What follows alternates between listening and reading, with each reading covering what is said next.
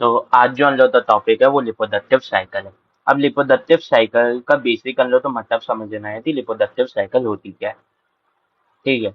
तो आप बेसिकली ये समझ सकते हैं लिपोडक्टिव मतलब लिपोडक्शन से रिलेटेड, साइकिल मतलब जो ऐसी चीज, ऐसा प्रोसेस जो जिस इनिशियल स्टेप में चालू हुआ था, अलग अलग फेजेस से होते हुए वो वापस उसी इनिशियल कंडीशन या उसी इनिशियल स्टेप पे आ जाए।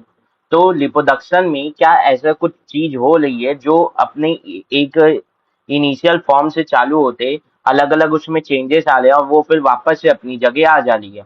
तो ऐसी चीज हो रही है और वो चीज हम लोग बोलते हैं लिपोडक्टिव साइकिल। वो चीज को हम लोग क्या बोलते हैं? लिपोडक्टिव साइकिल। अब ये बात याद रखनी है कि ये जो लिपोडक्टिव साइकिल है ये फीमेल्स में होती है। ये किस में होती है? फीमेल्स में होती है। अभी फीमेल्स में क्यों होती है, समझने की बात है कि ये जो लिपोडक्टिव साइकिल है, आप इसे फीमेल में होने का एक सिंपल सा वो भी सोच सकते हो कि क्या होता है। आप बेसिकली समझे कि मेल जो है वो तो स्पर्म बना देगा बस, हाँ कि ना। मेल जो है वो स्पर्म बना देगा, फिर उसे इंसेमिनेट कर देगा, हाँ कि ना। Yes sir. पर जो बाकी जितना डेवलपमेंट है, ओवम बनाना, फिर उसके बाद फर्टिलाइजेशन होना और फर्टिलाइजेशन के साथ साथ फिर इम्प्लांटेशन होना, फीटस का डेवलपमेंट होना, ये सब फीमेल बॉडी के अंदर होता है। ये सब फीमेल बॉडी के अंदर होता है। तो जो फीमेल बॉडी का ये जो कंडीशन है, रिप्रोडक्टिव कंडीशन है, इसे वेल मेंटेन करते रखना पड़ेगा, हाँ कि ना। इसे वेल मेंटेन करते रखना पड़ेगा। तो क्या होता है जब प्यूबर्टी हिट होती है किसी फीमेल में, तो उसके अंदर उसके लिपोडक्टिव पार्ट में रेगुलर चेंजेस आने लगते हैं। पहले एक बार लिपोडक्टिव पार्ट क्या होता है, जब ओवम रिलीज होता है कि आगे फर्टिलाइजेशन होगी, इम्प्लांटेशन होगा और फीटस बनेगा, मतलब प्रेगनेंसी के लिए तैयार होता है। अब अगर फर्टिलाइजेशन नहीं होता तो रिप्रोडक्टिव सिस्टम बोलता है कि मैं इस कंडीशन को मेंटेन करके क्यों रखूं, तो ये बहुत ज्यादा मेरे लिए वो कंडीशन है, मतलब कि इसमें बहुत ज्यादा मुझे वो रखना पड़ेगा, केयरफुल रखना पड़ेगा, प्लस मुझे इसमें बहुत ज्यादा हार्मोन का इनपुट चाहिए। मुझे इसमें बहुत ज्यादा हॉर्मोन्स का इनपुट चाहिए, हाँ कि ना। ये सर, तो वो वापस से उस कंडीशन से निकल के अपनी वापस नॉर्मल कंडीशन में आ जाता है, हाँ कि ना। ये सर, मतलब वो अपने एक इनिशियल फॉर्म से चालू हुआ और फिर वापस थोड़ा सा वो हुआ, चेंजेस लाया, प्रेगनेंसी हो जाएगी इस नाम से, पर नहीं हुई तो वो वापस आ गया, हाँ कि ना। Yes sir.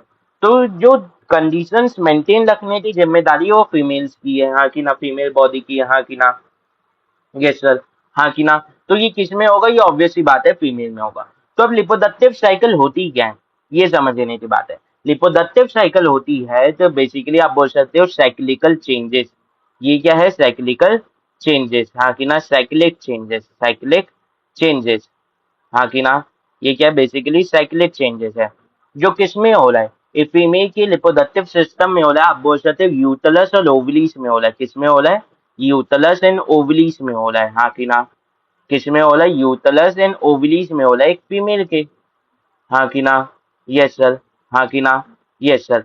अब एक बात समझनी है, ये जो अभी मैं पॉइंट बताऊंगा ये थोड़ा सा इवोल्यूशन से भी रिलेटेड है और ये थोड़ा सा यहाँ से भी रिलेटेड है, पर ये जो पॉइंट है ये इवोल्यूशन में बताया जाता है। पर मैं सोचता हूँ इसे यहाँ बताया जाए। तो लिपोडक्टिव साइकिल जो है वो दो प्रकार की होती हैं। वो दो प्रकार की होती है, हाँ कि ना। ये सर। एक होती है ईस्टलस साइकिल, एक क्या होती है? ईस्टलस साइकिल।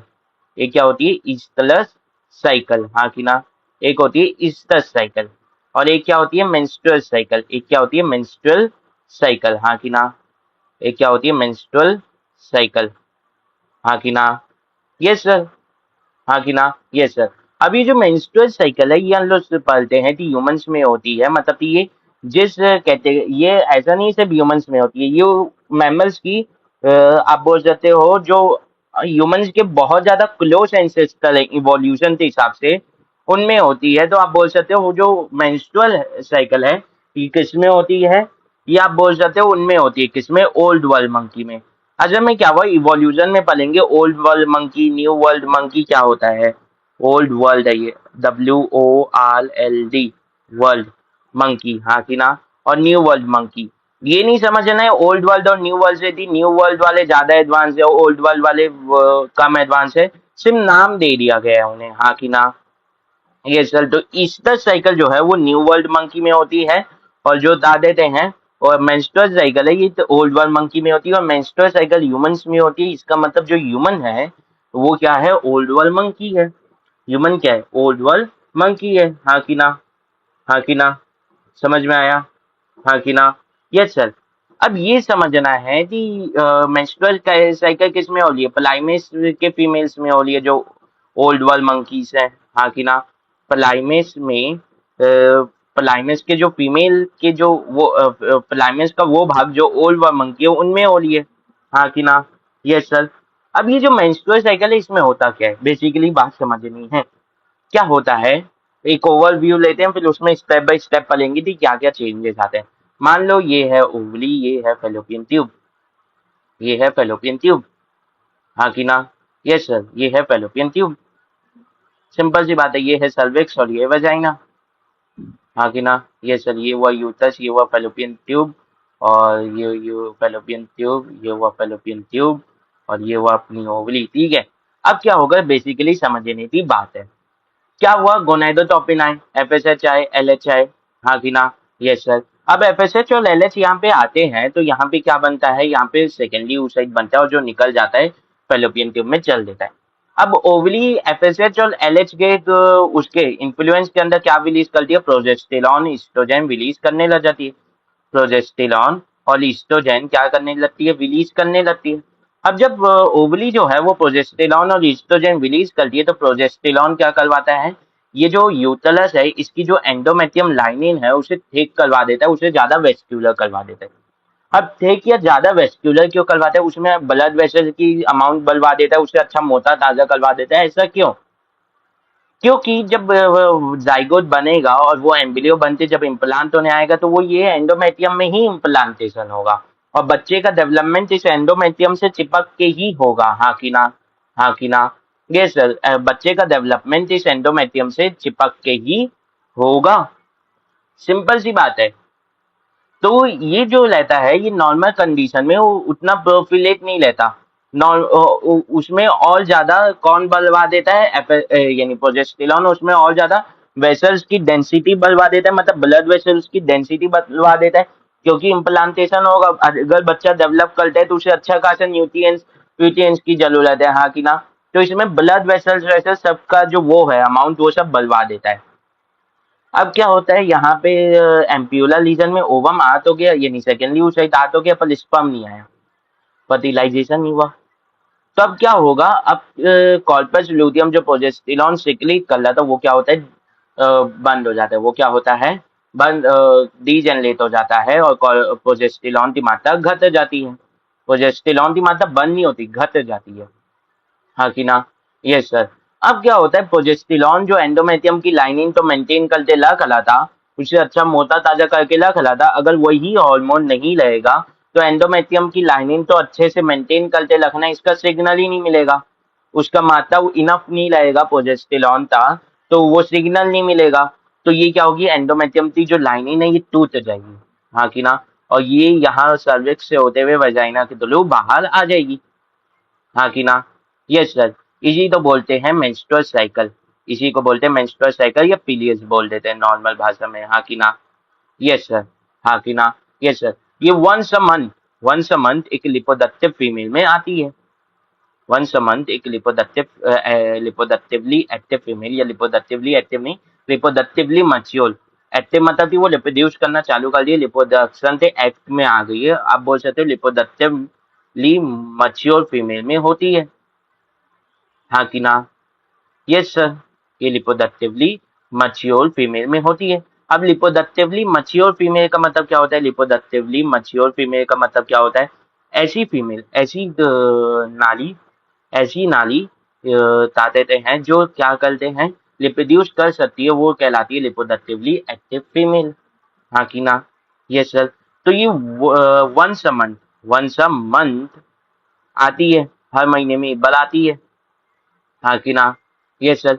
तो ये चेंजेस इसमें आते हैं, यही है, ये है मेंस्ट्रुअल साइकिल।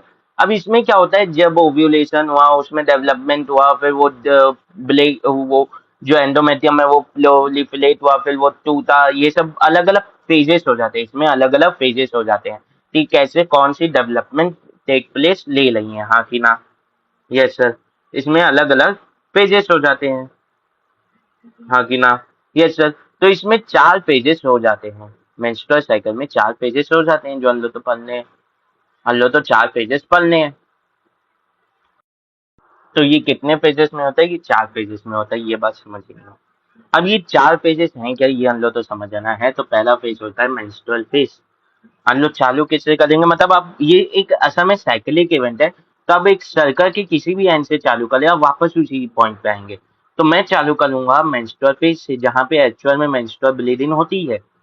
हाँ कि ना, जहाँ पे एक्चुअल में जो ब्लीडिंग है, असल में ये जो बाहर आ रहा है, ये है क्या, ये बहुत ही ताकतें हैं। जब स्किन है यहाँ की, और बहुत ज्यादा ब्लड वेसल्स का डिपोजिशन था, तो बहुत ज्यादा ब्लड यहाँ से निकलता है। पेनफुल भी होता है, इसमें जो पेन होता है उसे क्लैम्प्स भी बोलते हैं, हाँ कि ना। ये सर, ठीक है। तो यहाँ पे क्या होता है, यहाँ पे ये होता है बेसिकली, आप समझ सकते हैं कि यहाँ पे जब ब्लीडिंग होती है, तो यहाँ पे जो ब्लड वेसल जो प्रोलिफरेट की लेती है, ग्लोट की लेती है एक्स्ट्रा, वो सब टूट के स्किन के साथ ब्लड और म्यूकस के फॉर्म में बाहर आ जाती है। अब थोड़ी सी इंफॉर्मेशन बस दे रहा हूँ मेरी बहनों को, कि जो पहले लोग एक्सेस पहले देखते थे कि और नारियां जो हैं, जो घर की महिलाएं हैं, वो बैठ के पोछा लगाती थी। अब ऐसा क्यों था, इसके पीछे इजी का तो वो था, मतलब कि जब आप बैठ के पोछा लगाते हो ना, तो आपकी पेल्विक जो मसल्स हैं वो स्ट्रांग होती हैं, हाँ कि ना। Yes sir. तो जो ये बैठ के पोछा लगाने वाला जो कंसेप्ट था ना, वो इसी चीज के लिए था कि यहाँ पे जो पेल्विक मसल्स हैं वो स्ट्रांग होती हैं, हाँ कि ना। तो वो जब आप प्रेगनेंसी के दौरान हो, तो क्या होता है, आजकल देखा जाता है कि भारत की वो उतना ज्यादा वो नहीं होता, यहाँ की पेल्विक मसल पहले के लोगों की ज्यादा स्ट्रांग होती थी। तो उन वो दर्द आसानी से झेल भी जाते थे। आजकल वो उतना डेवलप नहीं हुआ रहता, इसलिए थोड़ा सा दर्द ज्यादा होता है। ये मैं नहीं बोल रहा हूँ यार, मैं नहीं बोल रहा हूँ। ये साइंटिफिक स्टडी है, सिंपल सी बात है यार। समझिए नहीं कि जो चीज अच्छी है वो अच्छी है, हाँ कि ना। यस सर, ठीक है। और फिर आगे बढ़ते हैं, अब आते हैं मेंस्ट्रुअल साइकिल में। अब आते हैं मेंस्ट्रुअल फेज में, जहाँ पे एक्चुअल में ब्लीडिंग होती है। फिर मेंस्ट्रुअल फेज के बाद आता है कौन सा फेज, जहाँ पे क्या होता है, फॉलिकल्स का डेवलपमेंट होता है। मतलब जो हम लोगों ने डेवलपमेंट ऑफ ग्लैपियन फॉलिकल जो पढ़ा, वो इस फॉलिकुलर फेज में होता है, अब फिर क्या होता है, फिर क्या होता है, फॉलिकुलर फेज के एंड में क्या होता था, ओव्यूलेशन होता था। क्या होता था, ओव्यूलेशन होता था, हाँ कि ना। ये चल, अब जब ओव्यूलेशन होता है तो क्या बनता है, एक तो सेकेंडरी ऊतक ही निकलता है और बनता है कॉर्पस ल्यूटियम। अब कॉर्पस ल्यूटियम क्या बनाता है, प्रोजेस्टेरॉन बनाता है। तो प्रोजेस्टेरॉन क्या करवाता है, प्रोजेस्टेरॉन जो है वो डेवलपमेंट करवाता है, वो क्या करवाता है, डेवलपमेंट करवाता है, हाँ कि ना। ये सर, हाँ कि ना, हाँ कि ना। यस सर, ये क्या करवाता है, डेवलपमेंट करवाता है, हाँ कि ना। यस सर, या आप बोल सकते हो कि वो मेंटेन करते लगता है, हाँ कि ना। Yes sir. तो इस बेस में कॉर्पस ल्यूटियम बना रहता है, इसीलिए इसे ल्यूटियल फेस बोल देते हैं, हाँ कि ना। तो इसमें कॉर्पस ल्यूटियम अपना प्रोजेस्टेरॉन रिलीज कर लेता है। फिर इसके बाद क्या आता है, वापस से मेंस्ट्रुअल फेज चालू होता है, अगर फर्टिलाइजेशन नहीं हुआ। अब अगर फर्टिलाइजेशन हो गया तो ये ल्यूटियल फेज के बाद मेंटेन होता है, हाँ कि ना। पर मेंस्ट्रुअल साइकिल पढ़ रहे हैं मतलब कि फर्टिलाइजेशन नहीं हुआ। अब ये बात याद रखनी, मेंस्ट्रुअल साइकिल तभी होगी जब फर्टिलाइजेशन नहीं हुआ। नॉर्मल प्रेगनेंसी में, नॉर्मल रिप्रोडक्टिव कंडीशन में मेंस्ट्रुअल साइकिल तभी होगी जब ये बता देते हैं जब फर्टिलाइजेशन नहीं हुआ होगा, हाँ कि ना। यस सर, हाँ कि ना। Yes sir. अब बेसिकली मान सकते हो कि ये जो साइकिल है ये हर 1 महीने में रिपीट होती है। तो अगर तो जो ये मेंस्ट्रुअल साइकिल है ये 1 महीने के दौरान होती है। पर किसी में क्या होता है, 1 महीने के दौरान होती है, मतलब जो एक मेंस्ट्रुएशन ब्लीडिंग से दूसरे मेंस्ट्रुएशन ब्लीडिंग के बीच में कितने का गैप लेता है, 1 महीने का गैप लेता है। अब 1 महीना 31 दिन का होता है, 28 दिन का भी होता है और 30 दिन का भी होता है। तो लोगों में अलग रहते हैं, लोगों में 25 दिन में हो जाते हैं, लड़कियों में कई बार लड़कियों में तो 30 दिन में होते हैं, कई बार 32 दिन में होते हैं। तो एक एवरेज ले लिया जाता है कि 28 डेज में ये रिपीट होता है मेंस्ट्रुअल साइकिल, हाँ कि ना। Yes sir. अब 28 डेज में रिपीट होता है, मतलब एक मेंस्ट्रुअल फेज से दूसरे मेंस्ट्रुअल फेज के बीच में 28 दिन का गैप लेता है। एक फॉलिकुलर फेज से दूसरे फॉलिकुलर फेज के बीच में 28 दिन का गैप लेता है। एक ओव्यूलेटरी फेज से दूसरे ओव्यूलेटरी फेज के बीच में 28 दिन तक गैप लेता है।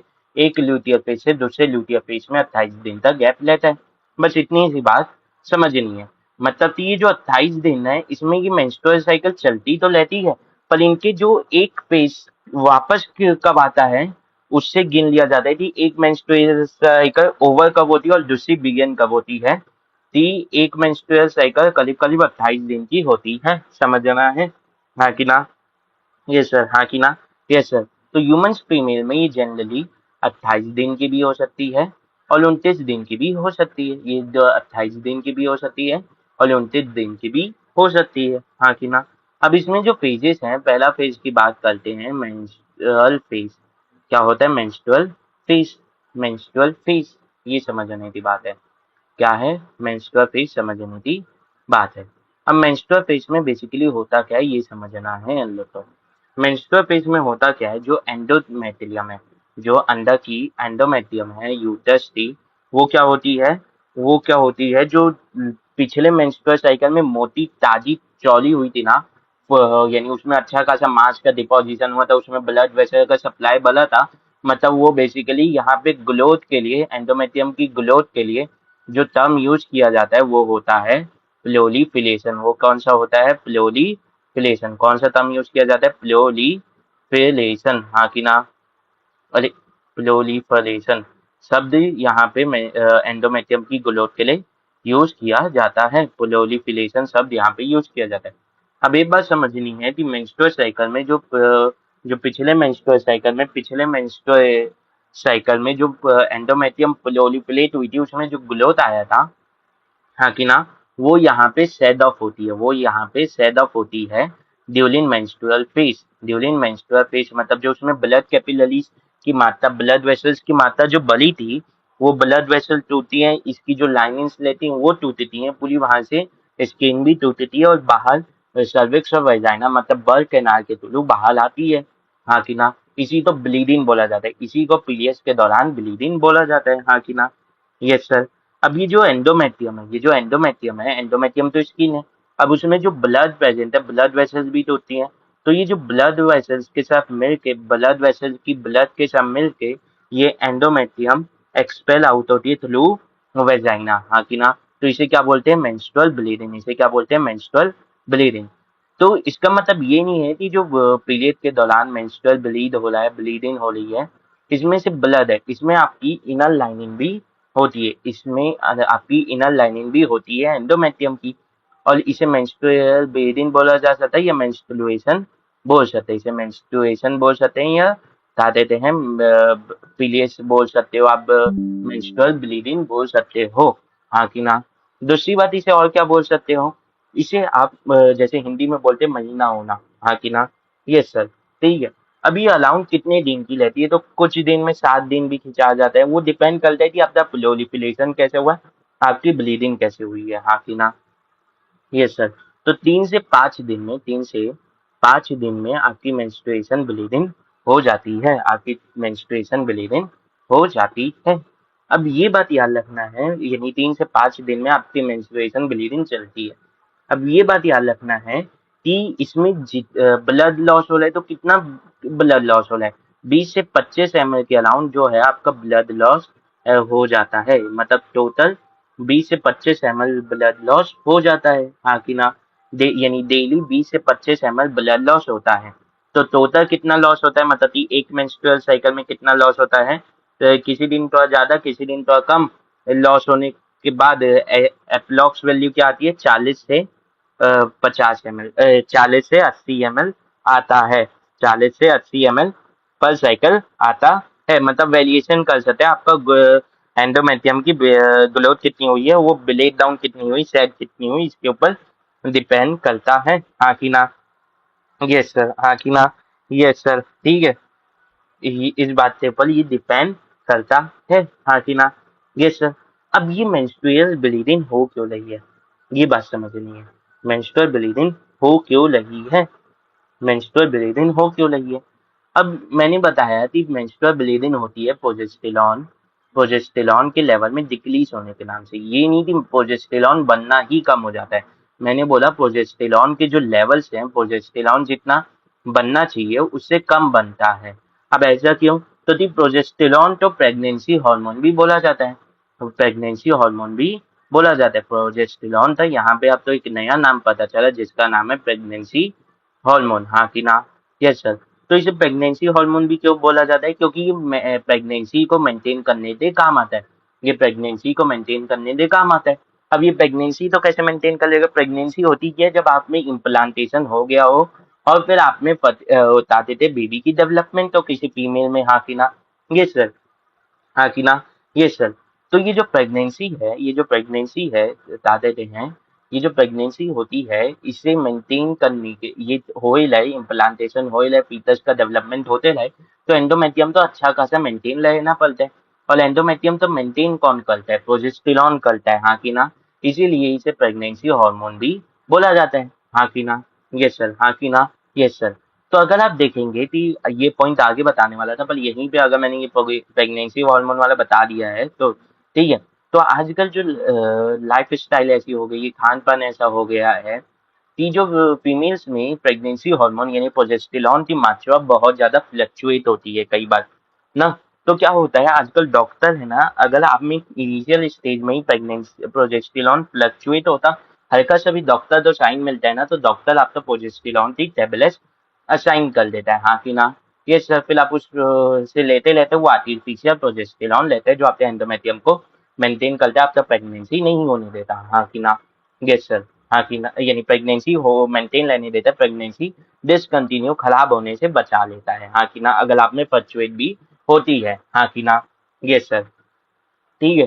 तो मैं मेरा कहना यही है कि एकदम मस्त जैसे पहले दादी अम्मा लोग बोलते हैं ना, दादी जी लोग देसी घी खाओ ताकि प्रेगनेंसी के दौरान वो सब ना हो, तो वो अभी से तलाय कीजिए।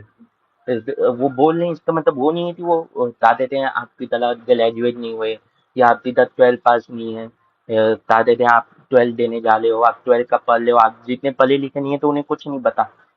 एक चीज याद रखना, दुनिया में जो एक्सपीरियंस है वो सबसे ज्यादा है, क्योंकि कई बार एक्सपीरियंस बीट कर जाता है आपके टैलेंट को, आपकी सोच को, आपके हार्डवर्क को। क्यों? क्योंकि एक्सपीरियंस खुद हार्डवर्क की चालन आता है, तो वो किसी और का एक्सपीरियंस आपके हार्डवर्क को बीट कर जाएगा। समझ में आया? तो उन्हें है तो अब खाने में, और क्या खाना खाते हैं आप? ये चीज मुझे बोलनी नहीं चाहिए, पर ये बहुत इंपॉर्टेंट है, क्योंकि मैं बहनों की तरह मानता हूँ आप सभी को, तो ये बहुत इंपॉर्टेंट चीज है बोलना कि आप जो ये मोमोज खाते हैं, चाउमीन खाते हैं, ये सब खाते हैं, ये सब नुकसानदायक है, हाँ कि ना? Yes sir. या जैसे आजकल लड़कियों में वेस्टर्न कल्चर बोलती हैं कि हम फ्रीडम है हमें। ठीक है, मैं तो लड़कों को भी बोलता हूँ कि सिगरेट स्मोकिंग ये सब नहीं करना चाहिए, नहीं वेप करना चाहिए, नहीं ये सब गंदी आदतों से दूर रहना, वो डिलिंकिंग करनी चाहिए, ये तो मैं मेल्स को भी बोलता हूँ, हाँ कि ना? Yes sir. तो आप देखेंगे कि जो ये है जहाँ जिस आप सर्च करना, जिस कंट्री में आपको तो अल्कोहल की कंजप्शन रेट ज्यादा मिलती है ना, वहाँ की फर्टिलिटी रेट कम मिलती है। क्यों? क्योंकि अल्कोहल मेल्स में इफेक्ट नहीं करता हो, यानी अगर आप बहुत ज्यादा अल्कोहल कंज्यूम कर लें तो आपका मेल्स में रिप्रोडक्टिव सिस्टम अफेक्ट होने के चांसेस बहुत कम है, हाँ कि ना? 0.01% मान सकते मानने के लिए। पर वहीं अगर आप बहुत ज्यादा अल्कोहल फीमेल कंज्यूम करती है तो उसके रिप्रोडक्टिव सिस्टम में चांसेस अफेक्ट होने के चांसेस नियर टू 50% है। तो आपको ये चीज देखनी है कि आप एक फ्रीडम के लिए क्या अपनी बॉडी से चीजें शेयर करेंगे। मैं नहीं जानता कि इंस्टाग्राम में कौन क्या यानी ऑनलाइन सोशल मीडिया में कौन आपको क्या पत्ती पढ़ा रहे हैं, मैं बस जो एक्चुअल चीज है वो बस आपके सामने परोस के रख दिया हूँ, हाँ कि ना? Yes sir. तो वापस आते हैं अपने टॉपिक में। तो अपनी बॉडी का ध्यान रखें। सिर्फ अब तो शौक और फ्रीडम, क्या अल्कोहल पीना, सिगरेट कंज्यूम करना, क्या यही फ्रीडम है? क्या अच्छे से पढ़ाई करते अपना बेस्ट देते कुछ भला कर जाना फ्रीडम नहीं है? क्या कुछ लिमिट्स में रहते हम सोशल बीइंग हैं, तो बोथ बॉयज और मेल्स को कुछ लिमिट में रहते, क्या सोसाइटी को कंट्रीब्यूट करना फ्रीडम नहीं है? फ्रीडम जो है उसकी बाउंड्री होती है, और जो वोकिज्म है, वेस्टर्न वोकिज्म, वो उस बाउंड्री को तोड़ जाता है, हाँ कि ना? Yes sir. तो इससे बचें, इससे बचें, ये बहुत जरूरी है, तो कि मैं देखता हूँ तो एक वो आता है कि यार टीचर लोग तो समझाना चाहिए। टीचर लोग भी असल में बचते हैं तो कि बहुत से बच्चे ऐसे हैं जो समझना नहीं चाहते और वो हेट देंगे, बेमतलब नेगेटिविटी फैलेगी। हाँ कि ना? और कुछ टीचर्स भी वैसी हैं। हालांकि कुछ टीचर्स भी वैसी हैं तो वो खुद अपने उन सब आदतों में पले हुए हैं तो क्यों बोलेंगे। तो बचें, अपनी बॉडी को बचाएं। हाँ कि ना? फ्रीडम के चलते आप वो ना करें, अपनी बॉडी को नुकसान ना करें। ठीक है? और थोड़ा सा सोचें। ठीक है, तो वापस आते हैं। तो क्या होता है कि अब ये मेंस्ट्रुअल ब्लीडिंग में प्रेगनेंसी हार्मोन प्रोजेस्टेरॉन है। अब आपको एक बात ध्यान रखनी है। अब दिमाग में एक आता है, हम लोग क्लास 11 में बॉडी फ्लूइड एंड सर्कुलेशन वाले पार्ट में पढ़ते हैं ब्लड क्लॉटिंग के बारे में। कर लो तो पता चलता है जब भी ब्लड वेसल्स की टिश्यूज में टीएल वीएल होता है, टीएल आती है, इंजरी आती है तो ब्लड क्लॉट कर जाता है। तो यहाँ पे भी जो एंडोमेट्रियम की जो लाइनिंग है, एंडोमेट्रियम जो है उसमें भी तो ब्लड वेसल्स है, उसकी भी तो ब्लड वेसल्स टूट नहीं है। तो क्या यहाँ पे क्लॉटिन नहीं होनी चाहिए? तो आंसर है नहीं होती, यहाँ पे क्लॉटिन नहीं होती, यहाँ पे क्लॉटिन नहीं होती। हाँ कि ना? यस सर, यहाँ पे क्लॉटिन नहीं होती। हाँ कि ना? यस सर, यहाँ पे क्लॉटिन नहीं होती। क्यों नहीं होती? क्योंकि जो यूटेलाइन के सिक्रीशन से यूटरस में जो थोड़े बहुत ग्लैंडुलर सेल्स हैं, वो क्या सिक्रीट कर देते हैं, वो फिब्रिनोलाइसिन सिक्रीट कर देते हैं। फिब्रिनोलाइसिन सिक्रीट कर देते हैं। और क्लोटिन में पता है जो फिब्रिन है वो एक्चुअल में क्लोटिन में वो नेटवर्क बनाता है। तो ये जो फिब्रिनोलाइसिन है उस फिब्रिन को ही खत्म कर देते हैं, उस फिब्रिन को ही डाइजेस्ट कर देते हैं, तो ब्लड की क्लॉटिंग नहीं हो पाती। हाँ कि ना? ये सर। अब एक बात समझनी है कि अब क्या हुआ कि पूरा सेट ऑफ हो गया एंडोमेट्रियम बैक टू इस इनिशियल स्टेज। अब क्या होगा? अब होगा बेसिकली, अब जो फेस आएगा उसका नाम है क्या? उसका नाम क्या है? Follicular face. उसका नाम क्या है? Follicular face. हाँ कि ना? यस सर, इसका नाम क्या है? Follicular face. अब इसके बहुत से नाम है, इसके बहुत से नाम है, वो हम लोग समझते जाएंगे एक एक पॉइंट की क्यों वो सब नाम पड़े और यहीं बगल में लिखते जाएंगे। हाँ कि ना? Yes sir. अब एक बात समझनी है कि इससे बहुत से नाम है, दूसरी बात फॉलिकुलर फेस है क्या?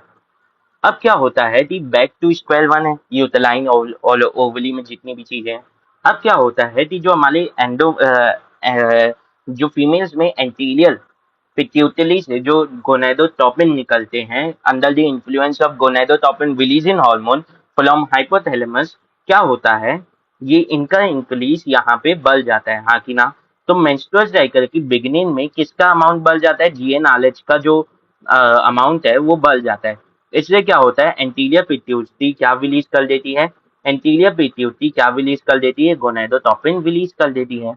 गोनेडोट्रोपिन रिलीज कर देती है। गोनेडोट्रोपिन रिलीज कर देती है मतलब गोनेडोट्रोपिन रिलीज कर देती है मतलब गोनेडोट्रोपिन रिलीज कर देती है मतलब एफएसएच। एफएसएच और क्या रिलीज कर देती है? एफएसएच और एलएच। क्या रिलीज कर देती है? एफएसएच और एलएच। हाँ कि ना? Yes sir. अब जब एफएसएच और एलएच एंटीरियर पिट्यूटरी से रिलीज होते हैं तो ये किस पे काम करते हैं? ये काम करते हैं ऑन ओवली। ये काम करते हैं ऑन ओवली। हाँ कि ना? अब जब ओवली के जो हॉर्मोन्स है, ओवली के जो हॉर्मोन्स है वो निकलते हैं। ओवली कौन से हार्मोन से क्लिक करती है? ईस्ट्रोजन और प्रोजेस्टेरॉन। ये जो है ये secondary sexual characteristic in female, जैसे आपकी ड्यूरिंग प्यूबर्टी जो एडोलेसेंस में चेंजेस आते हैं, थाइस का कर्व होना हल्का बता देते हैं, तो फिर आपका बता देते हैं ब्लेस्ट का साइज बनना, मेमोरी ग्लैंड का डेवलपमेंट होना पूरा। फिर आपका बता देते हैं वो होना क्या, वॉइस में थोड़ा सा वो आना, मतलब कि अ, पतली होना वॉइस। फिर आपका बता देते हैं जो प्यूबिक एरिया अंडर आर्म्स में वो आना, बता देते हेयर आना। ये सब जो सेकेंडरी सेक्सुअल कैरेक्टरिस्टिक हम फीमेल में ये सब करवाते हैं। अब ये तो अलग बात हो गई। पर जो प्रोजेस्टेरॉन और ईस्ट्रोजन है ये किसके ऊपर काम करते हैं? प्रोजेस्टेरॉन और जो ये ईस्ट्रोजन निकलते हैं ये किसके ऊपर काम करते हैं? ये काम करते हैं यूटेलस के ऊपर। ये काम करते हैं यूटेलस के ऊपर। हाँ कि ना? Yes sir. तो अब एक बात याद रखनी है कि जो हाइपोथैलेमस से निकला है हार्मोन वो किस पे काम कर रहा है? वो एंटीरियर पिट्यूटरी पे काम कर रहा है, यानी पिट्यूटरी पे काम कर रहा है। जो पिट्यूटरी से निकला है वो कहाँ काम कर रहा है? वो ओवली पे काम कर रहा है। वो कभी भी यूटेलस पे काम नहीं कर रहा है, वो किस पे काम कर रहा है? ओवली पे काम कर रहा है। और जो हार्मोन ओवली से निकल रहा है वो यूटेलस पे काम कर रहा है। तब बस ये चीज याद रख लेंगे कि एंटीरियर से जो निकलेगा यानी पिट्यूटरी से निकलेगा वो आपके गोनेट्स में काम करेगा और जो गोनेड से निकलेंगे वो बाकी आपके लिपोदक्टिव स्ट्रक्चर में काम करेंगे। तो आप मेल लिपोदक्टिव सिस्टम और फीमेल लिपोदक्टिव सिस्टम कभी भी उसमें हार्मोन किसके ऊपर एक्ट कर ले ये नहीं भूलेंगे। मेल में भी यही होता है कि पिट्यूटरी से निकला हुआ गोनेड्स मतलब टेस्टिस के ऊपर काम करते हैं और टेस्टिस से निकला हुआ एक्चुअल में आपका लिपोदक्टिव सिस्टम में काम करता है। वही यहाँ पे हो रहा है कि जो पिट्यूटरी से निकला है वो ओवली पे काम कर रहे हैं और ओवली से जो हार्मोन निकले हैं वो यूट्रस पे काम कर रहे हैं। हाँ कि ना? यस सर, हाँ कि ना? तो अब जो एफएसएच निकलता है उसके कारण क्या होता है, ग्लैपियन फॉलिकल की जो डेवलपमेंट है वो क्या हो जाती है, इंक्रीज हो जाती है। ग्लैपियन फॉलिकल की डेवलपमेंट इंक्रीज हो जाती है। हाँ कि ना? इसीलिए इसका नाम पड़ा है फॉलिकुलर फेज, क्योंकि यहाँ पे जो फॉलिकल है, जो हम लोग तो पता है फॉलिकल क्या होते हैं, वो जो डेवलपमेंट ऑफ फॉलिकल वाला जो हम लोग ने पूरा एक क्लास लेते पढ़ा इतने अच्छे से, वो पूरी प्रक्रिया यहाँ पे चालू होती है। इसीलिए इसका नाम फॉलिक्यूलर फेज है। इसका नाम क्या है? फॉलिक्यूलर फेज है। हाँ कि ना?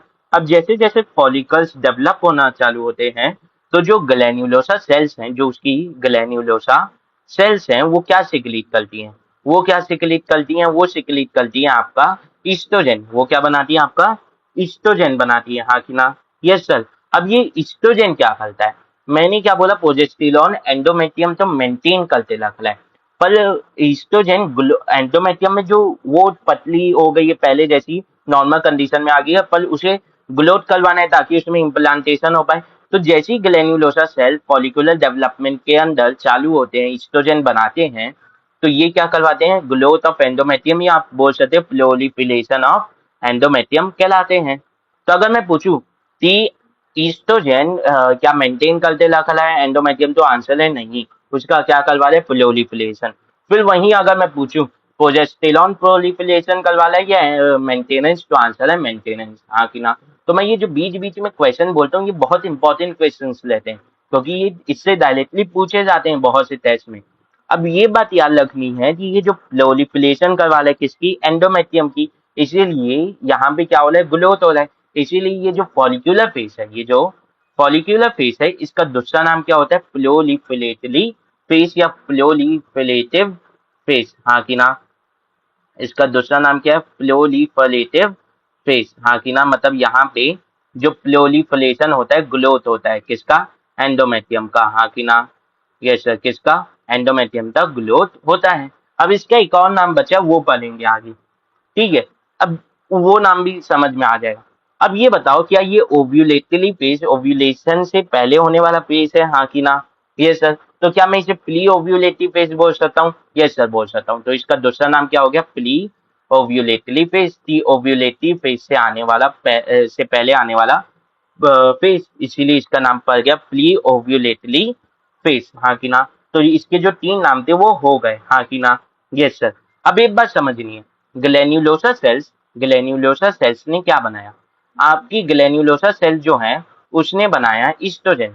उसने क्या बनाया, ईस्ट्रोजन बनाया, ईस्ट्रोजन बनाया। हाँ कि ना? Yes sir.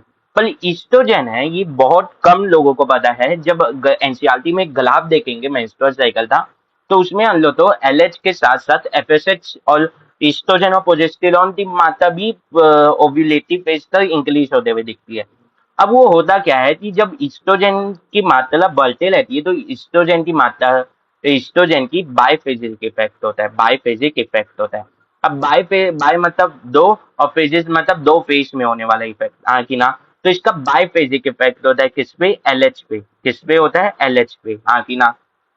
Yes sir. क्या होता है बेसिकली, जब तक ओव्यूलेशन नहीं होता तो ईस्ट्रोजन की मात्रा बढ़ती है।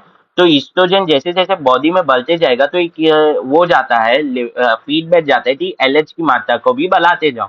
अब जैसे ओव्यूलेशन हो जाएगा, ईस्ट्रोजन की मात्रा बढ़ती है तो वो बॉडी में एक रिफ्लेक्स जाता है कि यानी फीडबैक जाता है, नेगेटिव फीडबैक जाता है, जो कॉज करता है एलएच की मात्रा को डिक्रीज करने में। हाँ कि ना?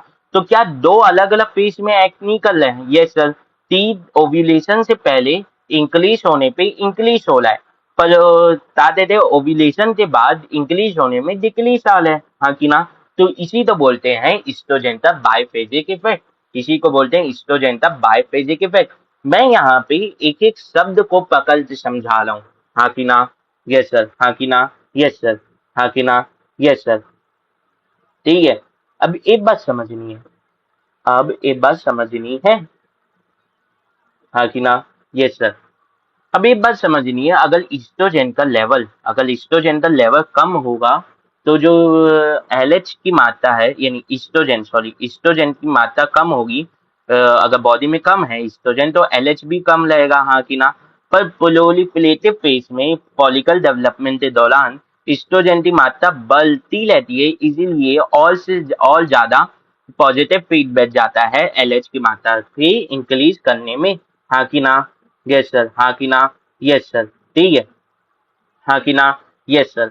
अब क्या होता है, अब देखना मैंने क्या बोला, जब तक ओव्यूलेशन नहीं हो जाता, मतलब ओव्यूलेटिव फेज नहीं आ जाता, तब तक ईस्ट्रोजन के इंक्रीज होने पे प्रोजेस्ट यानी एलएच का भी मात्रा इंक्रीज होते रहता है। तो रैपिडली इंक्रीज होता है till 13th day. Menstrual cycle कितने दिन की थी? 28 दिन की, मतलब मान के चल रहे तो 28 दिन से 13th डे तक इंक्रीज होते रहता है। क्या होते रहता है? इंक्रीज होते रहता है, हाँ कि ना? Yes sir. अब क्या होता है बेसिकली समझना है, तो 13 डे तक इंक्रीज होता है, मतलब ओव्यूलेशन का बोला 14 डे क्या लाऊं? क्या सर ओव्यूलेशन 14 डे क्या लाऊं हो रहा है? तो आंसर है यस। मतलब ये जो प्रोलिफरेटिव फेज था ये कितने दिन का था? अगर मेंस्ट्रुअल फेज 3 से 5 दिन का था, तो ये 5 से 13 दिन के बीच का होगा, मतलब 5 से 13 दिन का बीच का होगा, मतलब 1 से 28 दिन के बीच में होना है। तो 1 से 5 क्या हुआ मेंस्ट्रुअल फेज, फिर 5 से 5th से 3rd दिन क्या होगा, 5th से 3rd दिन तक क्या, यानी 13th दिन तक क्या होगा, क्या होगा हमारा फॉलिकुलर फेज होगा, हमारा क्या होगा फॉलिकुलर फेज होगा, हाँ कि ना? अब क्या होता है 13th डे में, मतलब ओव्यूलेशन से जस्ट पहले ईस्ट्रोजन की मात्रा अचानक से ईस्ट्रोजन की मात्रा बढ़ती है बहुत ज्यादा, तो एलएच की मात्रा बहुत ही ज्यादा बढ़ जाती है, और ये अचानक से बहुत ज्यादा इंक्रीज होती है एलएच की मात्रा, तो इसे बोलते हैं एलएच सर्ज। इसे क्या बोलते हैं? एलएच सर्ज, हाँ कि ना? Yes sir. अब एलएच का सर्ज आता है, तो मैंने पहले भी बताया था, जब पिछली क्लास में डेवलपमेंट ऑफ ओवेरियन फॉलिकल बता रहा था, तो यानी ग्लैपियन फॉलिकल, तो ग्लैपियन फॉलिकल से एलएच ही रिलीज करवाता है कौन? सेकेंडली वो सही, हाँ कि ना? तो जब ये एलएच सर्ज आता है, जब एलएच सर्ज आता है, तब ओव्यूल होता है, मतलब ओव्यूलेटिव फेज होता है। मतलब अगर एलएच सर्ज नहीं आया तो ओव्यूलेटिव फेज नहीं होगा, हाँ कि ना? अब इसे फेज ऑफ ओव्यूलेशन भी बोल सकते हो या ओव्यूलेटरी फेज भी बोल सकते हो, हाँ कि ना? तो ये क्या लेता है? शॉर्टेज फेज लेता है। ये क्या होता है? शॉर्टेज फेज होता है। अब शॉर्टेज फेज होता है मतलब सिर्फ ओव्यूलेटरी फेज में होता क्या? ओव्यूलेशन बस हो जाता है, हाँ कि ना? हाँ कि ना? तो बस एक ही प्रोसेस हो रहा है और वो थोड़े ही समय में हो जाता है, इसीलिए ये शॉर्टेज फेज है। शॉर्टेज फेज है मतलब कितने दिन का है? ये बस एक दिन का है, हाँ कि ना? यस सर, ये बस एक दिन का है। और ये कब होता है? 14th day. अल्लाह ने महीने की फर्स्ट तारीख से चालू किया था, फर्स्ट डे ऑफ मंथ से। अब हम लोग 14th डे ऑफ मंथ में आ गए हैं। अब हम लोग 14th डे ऑफ मंथ में आ गए हैं, हाँ कि ना? Yes sir. तो इसमें क्या होता है कि करीब करीब 9 घंटे तक एलएच सर्ज मेंटेन लेते हैं। अगर 9 घंटे तक एलएच सर्ज बॉडी में मेंटेन रहता है, तब जाते ओव्यूलेशन होता है, तब जाते ओव्यूलेशन होता है, और जो बता देते हैं सेकेंडली oocyte बाहर आता है। अब ये बात याद रखनी है कि ओव्यूलेशन में ओवम बाहर नहीं आता है। अब एनसीईआरटी अपने आप तो सुधार दी है, इसीलिए हम लोग बोलेंगे कि सेकेंडली oocyte बाहर आता है। क्या बाहर आता है? सेकेंडली oocyte बाहर आता है ओवरी के। अब क्या होता है इस समय, बॉडी का टेम्परेचर हल्का सा बढ़ा हुआ रहता है फीमेल की बॉडी का, जब वो 0.5 degree Celsius to 1 degree Celsius हो जाता है, 0.5 degree Celsius to 1 degree Celsius हो जाता है, हाँ कि ना? यस सर, हाँ कि ना? Yes sir. अब इस समय क्या होता है, जो ये अलग सी बात है, मैं जो पढ़ रहा था बुक तो मुझे पता चली, इधर उधर की बुक पढ़ रहा था और बायोलॉजी थी, कि इस समय एक अर्ज आता है कॉपुलेशन का, सेक्सुअल एक्ट का, इस समय हल्का सा एक अर्ज आता है फीमेल को, समझ में आया? ठीक है।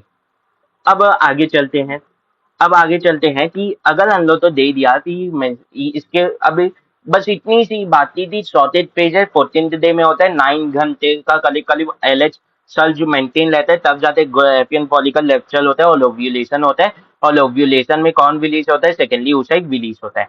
अब इसमें क्या होता है 0.5 degree Celsius to 1 degree Celsius body का टेम्परेचर इंक्रीज हुआ रहता है। फिर मैंने इसमें एक और बात बता दी थी, इस समय का हल्का सा अर्ज जाता है फीमेल को, बायोलॉजिकली अर्ज जाता है, बता देते हैं नेचुरल अर्ज जाता है कॉपुलेशन द सेक्सुअल एक्ट था, हाँ कि ना? Yes sir. अब अगर मैं बोल दूं कि मेरे पास एम दिन में मेंस्ट्रुअल साइकिल होती है, मेंस्ट्रुअल साइकिल एक फीमेल में एम दिन होती है, और मैं बोल दूं कि अब बताओ ओव्यूलेटरी फेज किस दिन आएगा, बोल देता हूँ कि 27 दिन में एक जन में ओव्यूलेशन हो रहा है, तो मैं बोल दूंगा यानी एक महीने की फर्स्ट तारीख से, 1 मई से 27 मई के बीच में बता देते हो ओव्यूलेशन होगा, हाँ कि ना? और यानी 27 तारीख तक में पूरी मेंस्ट्रुअल साइकिल एक बार हो जाएगी। अब मैं बोलूंगा कि इसमें ओव्यूलेशन कब होगा बताओ, तो मैं क्या कर लूंगा, इसे माइनस कर दूंगा 14 से, इसे किससे माइनस कर दूंगा 14 से, हाँ कि ना? तो ये 14th डे में आ रही है, तो मुझे मेरा आंसर मिल जाएगा कि किस दिन आएगी। तो 27 माइनस टोटल में कितने दिन है 27, तो 27 माइनस 14, हाँ कि ना? 27 माइनस 14, हाँ कि ना? यस सर, समझ में आया? तो इस दिन मुझे पता चल जाएगा, इस दिन मुझे पता चल जाएगा कि कौन से दिन ओव्यूलेशन होगा, इससे मुझे पता चल जाएगा कौन से दिन ओव्यूलेशन होगा, हाँ कि ना? Yes sir. मान लेते हैं कि एक मेंस्ट्रुअल साइकिल, एक फीमेल में मेंस्ट्रुअल साइकिल रिपीट होती है आफ्टर एवरी, रिपीट होती है आफ्टर एवरी बता देते हैं 50th डे, हाँ कि ना? आफ्टर एवरी 50 डे रिपीट होती है, तो उसमें ओव्यूलेशन का कौन सा दिन रहेगा, तो 50 माइनस 14 कर देंगे, तो उसमें किस दिन रिलीज होगा, हाँ कि ना? तो उसमें किस दिन रिलीज होगा, तो 36th डे में ओव्यूलेशन होगा, 36th डे ओव्यूलेशन होगा, हाँ कि ना? Yes sir. फिर अगर मैं पूछ दूं, अब अगर मैं पूछ दूं कि बता देते हैं किसी में 32 दिन में मेंस्ट्रुअल साइकिल आ रही है, तो माइनस कर लूँ 14 करूंगा, और किस दिन होगा, 16वें दिन हो जाएगा मेंस्ट्रुएशन, यानी ओव्यूलेशन हो जाएगा, हाँ कि ना? तो ये मैटर नहीं करता कि आपका कितने दिन बता देते मेंस्ट्रुअल फेज चल है, फॉलिकुलर फेज चल है, हमेशा ओव्यूलेशन 14th डे में होगा, हाँ कि ना? ये बात याद रखनी है, हाँ कि ना? Yes sir. अब ओव्यूलेशन के बाद क्या आता है, ओव्यूलेशन के बाद क्या आता है, ओव्यूलेशन के बाद आता है ल्यूटियल फेज, क्योंकि इसमें कॉर्पस ल्यूटियम बन गया रहता है, हाँ कि ना? इसीलिए इसे क्या बोलते हैं, ल्यूटियल फेज बोलते हैं। Yes sir. अब कॉर्पस ल्यूटियम क्या कलर रहता है, प्रोजेस्टेरॉन सिक्रीट कलर रहता है, इसीलिए इसे सेक्रेटरी फेज भी बोला जाता है, इसे सेक्रेटरी फेज भी बोला जाता है, क्योंकि इस समय ओवली से प्रोजेस्टेरॉन सिक्रीट हो रहा रहता है।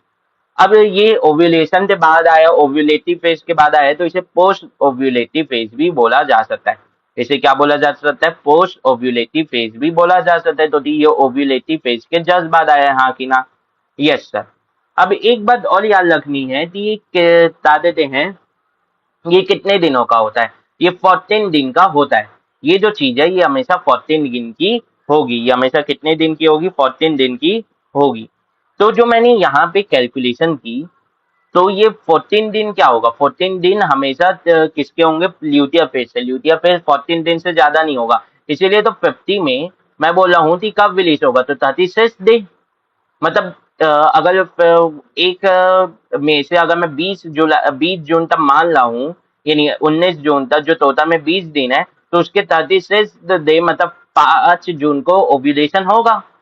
ऐसा क्यों, क्योंकि ये जो 14 वाला फिगर कहाँ से आया, ये आता है आपके इससे, ल्यूटियर फेज से, ये किससे आता है, ल्यूटियर फेज, तो ल्यूटियर फेज हमेशा किससे होता है, 14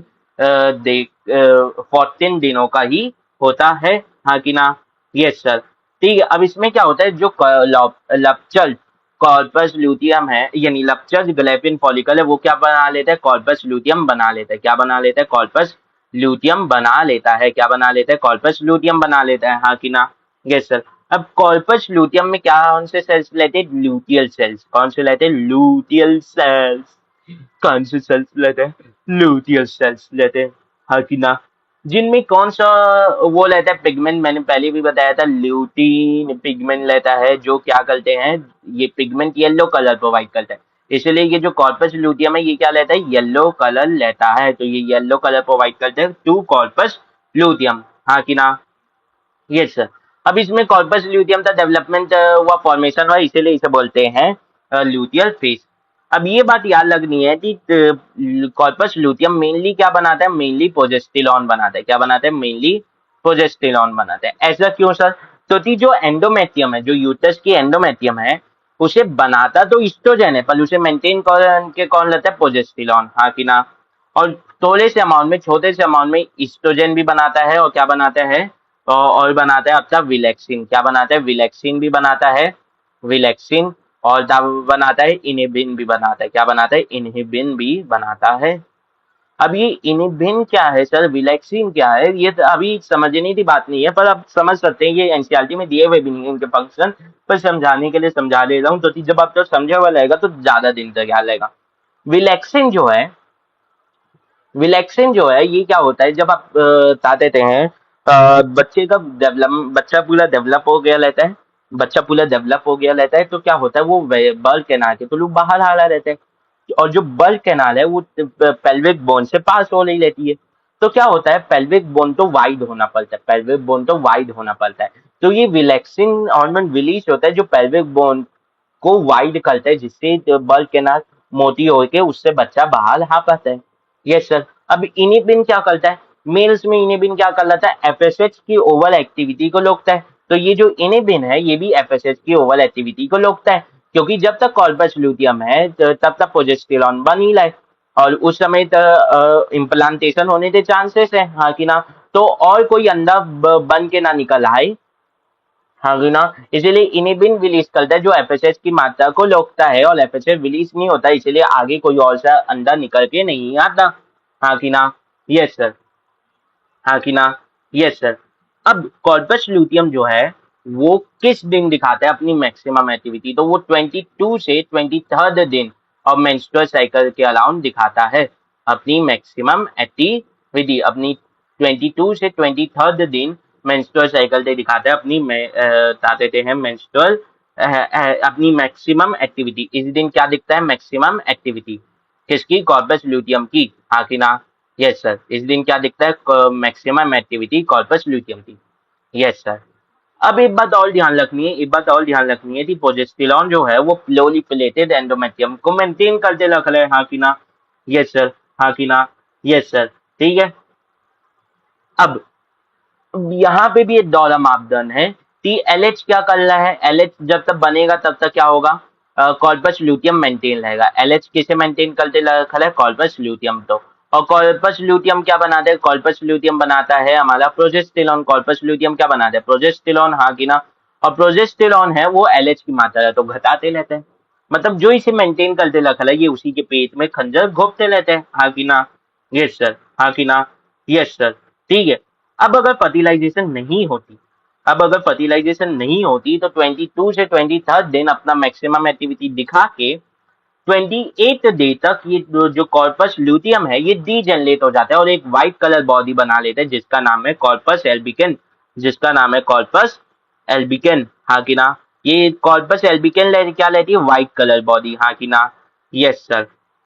अब अगर कॉर्पस यानी फर्टिलाइजेशन हो जाता है तो कॉर्पस ल्यूटियम डीजेनरेट नहीं होता, तो उस समय फर्टिलाइजेशन हो गया, मतलब इम्प्लांटेशन होने के बहुत ज्यादा चांसेस है, बहुत ज्यादा चांसेस है। मैं बोला 100% चांसेस क्यों नहीं है? तो कई बार नहीं हो पाता, कई बार इवन आफ्टर फर्टिलाइजेशन इम्प्लांटेशन नहीं हो पाता, हाँ कि ना? तो इसी नाम से इम्प्लांटेशन हो पाए, इसीलिए एंडोमेट्रियम तो मेंटेन करते रखने की जरूरत है, एंडोमेट्रियम तो मेंटेन करते रखने की जरूरत है, हाँ कि ना? Yes sir. और वो कौन करेगा? प्रोजेस्टेरॉन करेगा। तो प्रोजेस्टेरॉन कौन बना रहा है?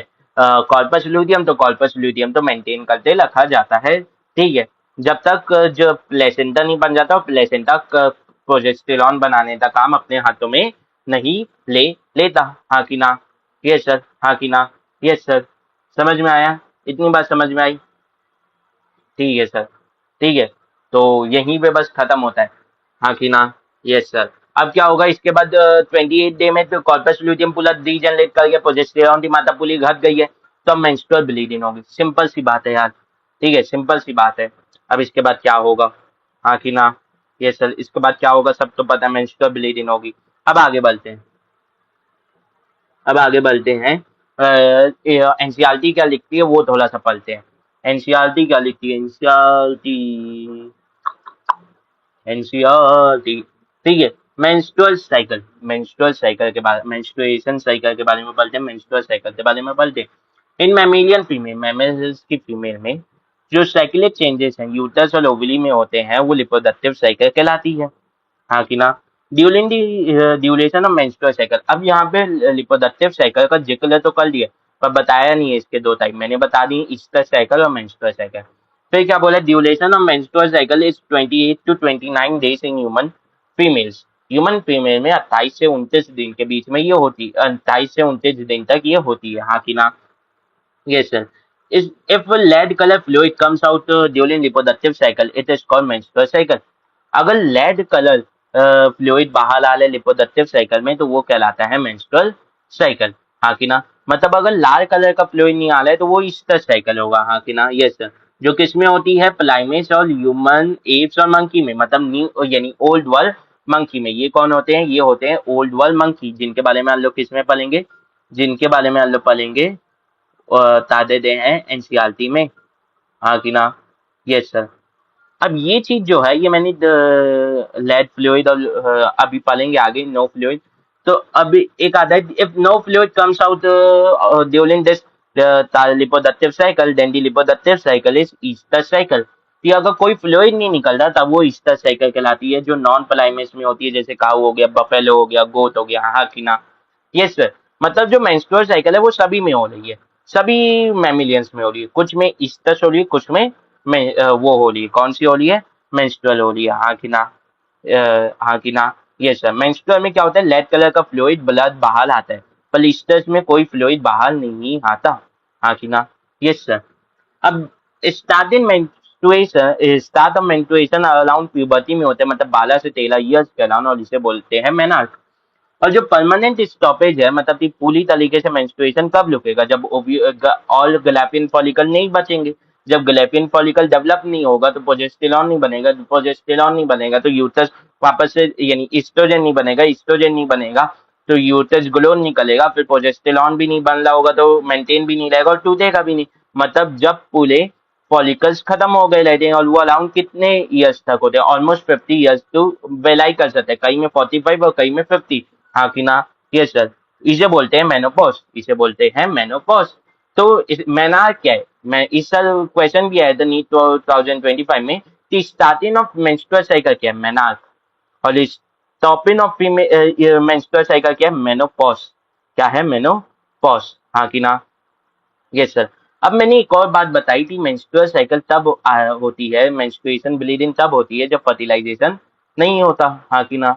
Yes sir. मतलब फर्टिलाइज अगर मेंस्ट्रुअल साइकिल में कुछ लेट है, आपकी साइकिल लेट है, आपकी साइकिल नहीं आई, आपके पीरियड्स नहीं आए, इसका मतलब ये है कि आप में फर्टिलाइजेशन हुआ है। हाँ कि ना। हाँ कि ना। अगर आप लिपोडक्टिवली एक्टिव लेंगे तो, अगर आप लिपोडक्टिवली एक्टिव नहीं है तो आप में ये हो सकता है कि आपको वो ख्याल ना आते, सबसे पहले ये ख्याल आएगा कि आप में कुछ हार्मोन्स का डिसबैलेंस हुआ है। तो ये पूरी जो साइकिल है ये किससे गाइडेड है, ये गाइडेड है बाय हार्मोन्स। तो अगर हार्मोन्स का डिसबैलेंस होगा तो साइकिल के ड्यूरेशन में भी डिसबैलेंस होगा।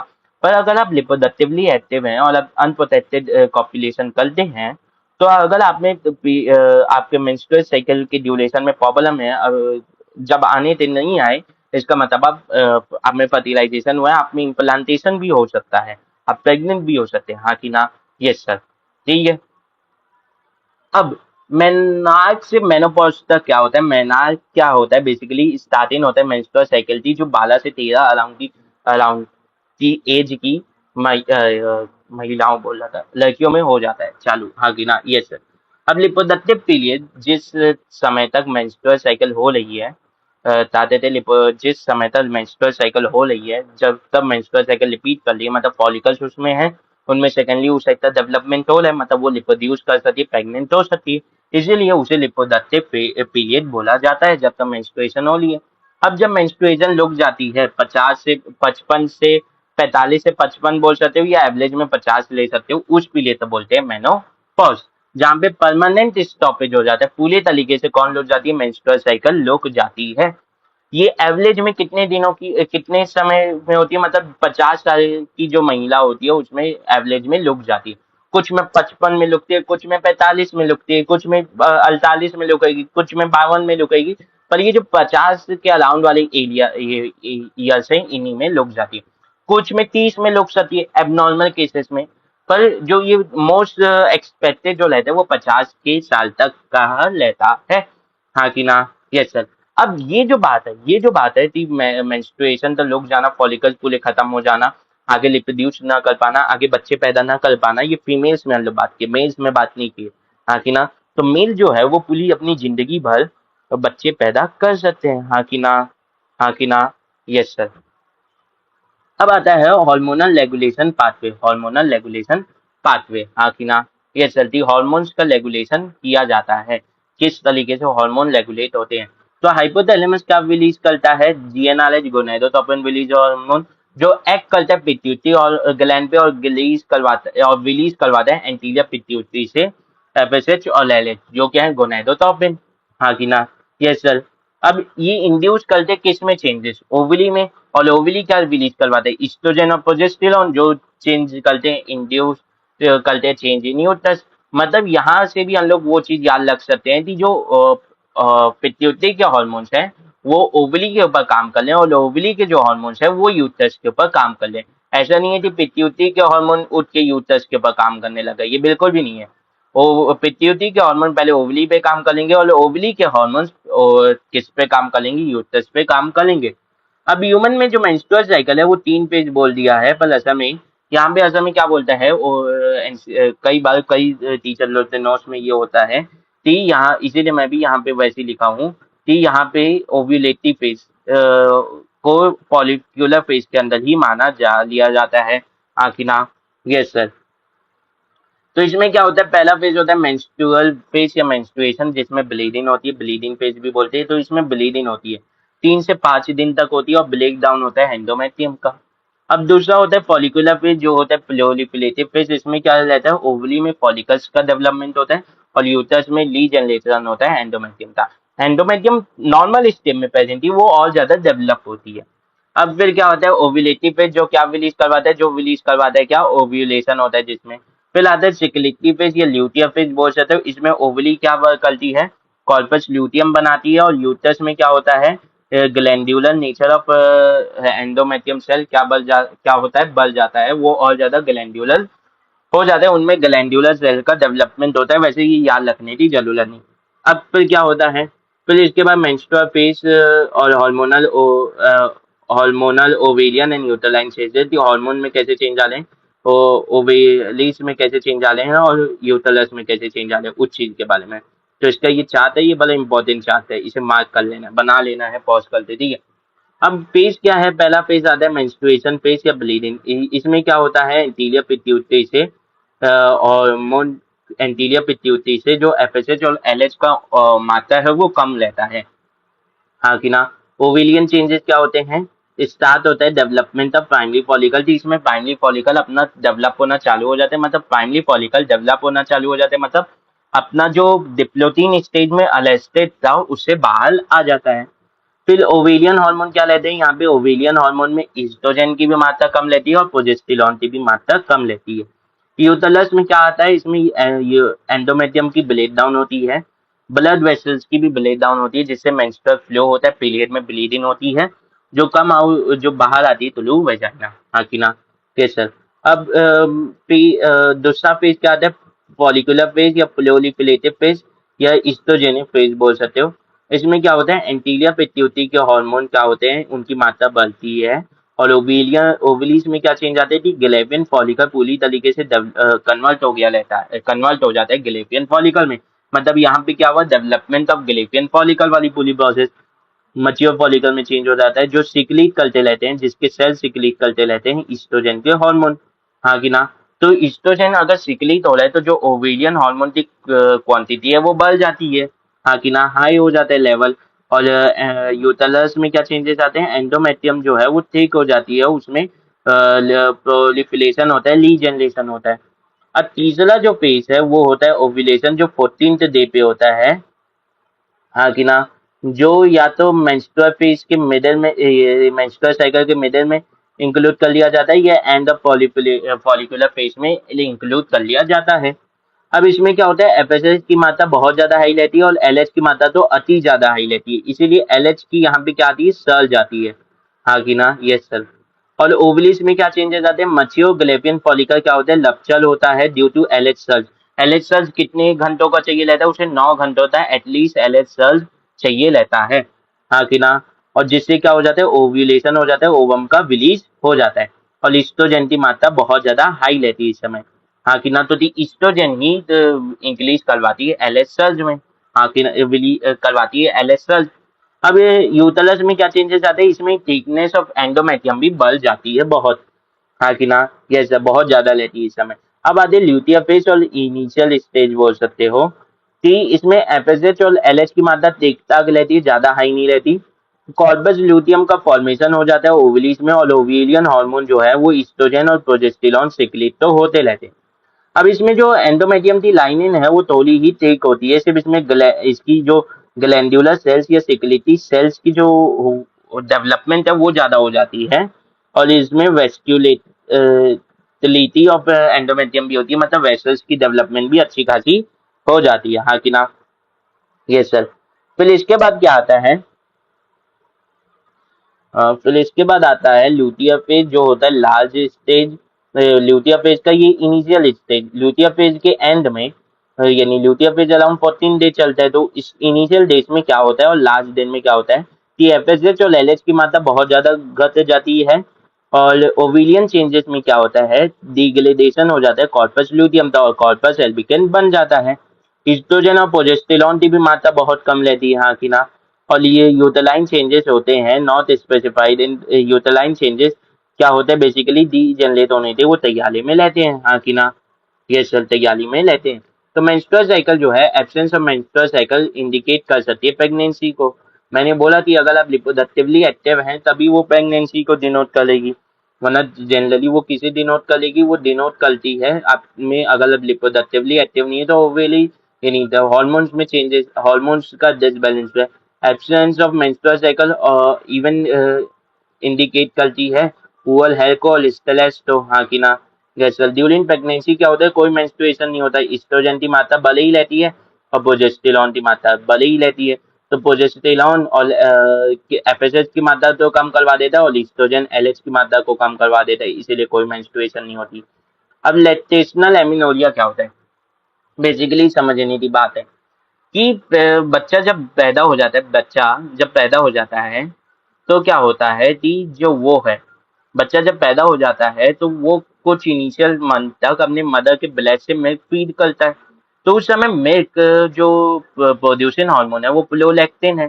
हाँ कि ना। अब ये बात देखी गई है कि जो प्रोलैक्टिन है जब ये ज्यादा रहता है तो ये क्या करता है, ये बेसिकली आपका जो वो रहता है एलएच और एफएसएच की मात्रा को ज्यादा नहीं बढ़ने देता। एफएसएच और एलएच की मात्रा को ज्यादा बढ़ने नहीं देता, कम रखे लेता है। हाँ कि ना, नेगेटिव फीडबैक देके लेता है अगर प्रोलैक्टिन की मात्रा बहुत ज्यादा है तो।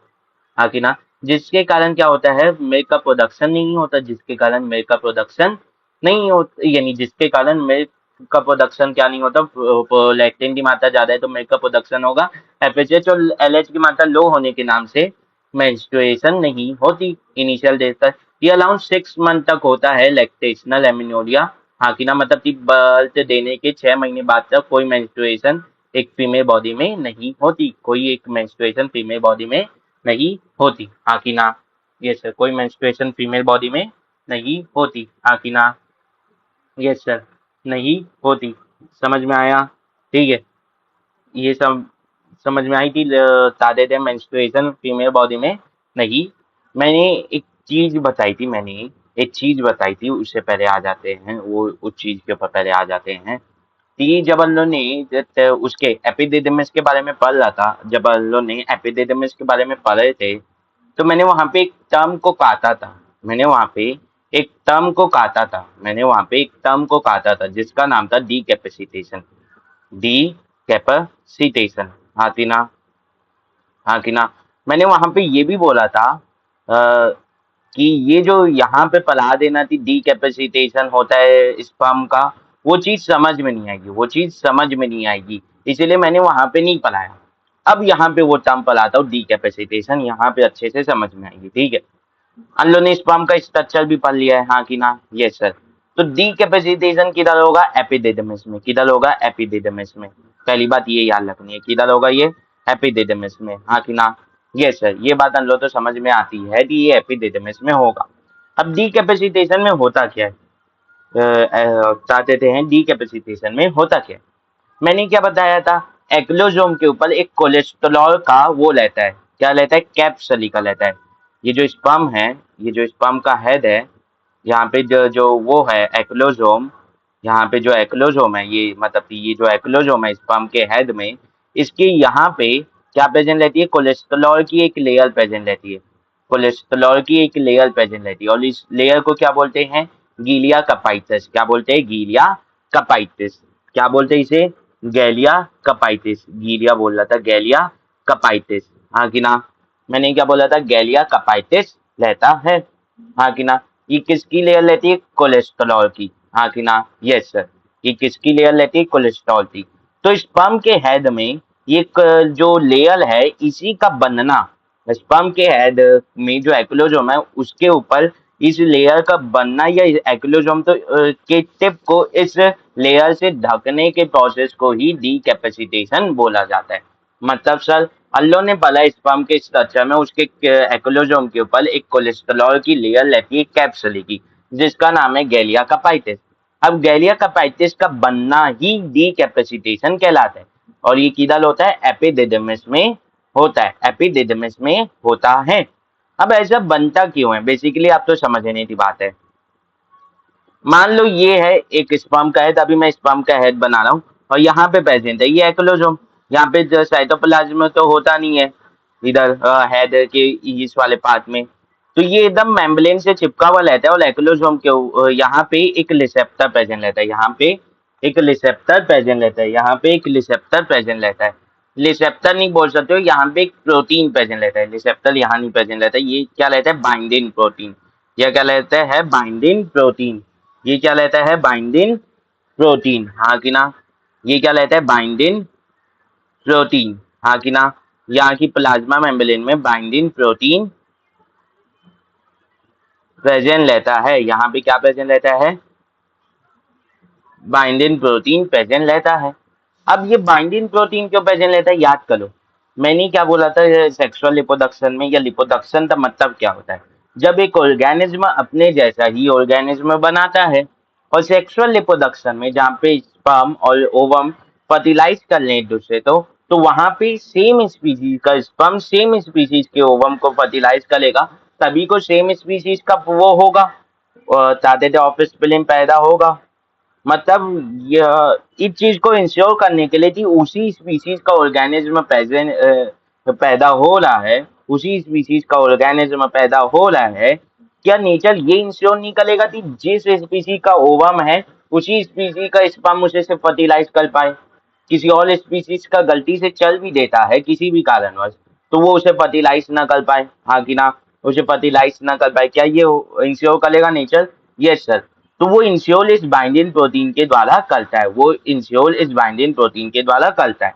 अब क्या होता है? ओवम के ऊपर यहाँ पे रिसेप्टर्स प्रेजेंट रहते हैं, यहाँ पे क्या प्रेजेंट रहते हैं? रिसेप्टर्स प्रेजेंट रहते हैं। और ये जो रिसेप्टर्स इनके बारे में आगे पढ़ेंगे, ये क्या रहते हैं? Species specific. मतलब ये एक स्पीसीज के लिए स्पेसिफिक रहते हैं, मतलब ह्यूमन के लिए ये ऐसे ही होंगे, डॉग के लिए ये ऐसे ही होंगे, कैट के लिए ये ऐसे होंगे, काऊ के लिए ये ऐसे होंगे, लॉयन के लिए ये ऐसे होंगे, टाइगर के लिए ये ऐसे ही होंगे। समझ में आया? तो ये एक स्पीसीज के लिए स्पेसिफिक रहते हैं, और एक स्पेसिफिक रिसेप्टर एक स्पेसिफिक बाइंडिंग प्रोटीन के साथ ही बाइंड करता है, और वो बाइंडिंग प्रोटीन उसी स्पीसीज के मेल में पाया जाता है। मतलब ह्यूमन के ओवम में जो रिसेप्टर है, वो उस पे प्रेजेंट जो रिसेप्टर है वो सिर्फ उस बाइंडिंग प्रोटीन से बाइंड करेगा जो ह्यूमन के मेल्स के स्पर्म के ऊपर पाया जाएगा, हाँ कि ना? यस सर, हाँ कि ना? Yes sir. अब ये बताओ, ये बाइंडिंग प्रोटीन है क्या?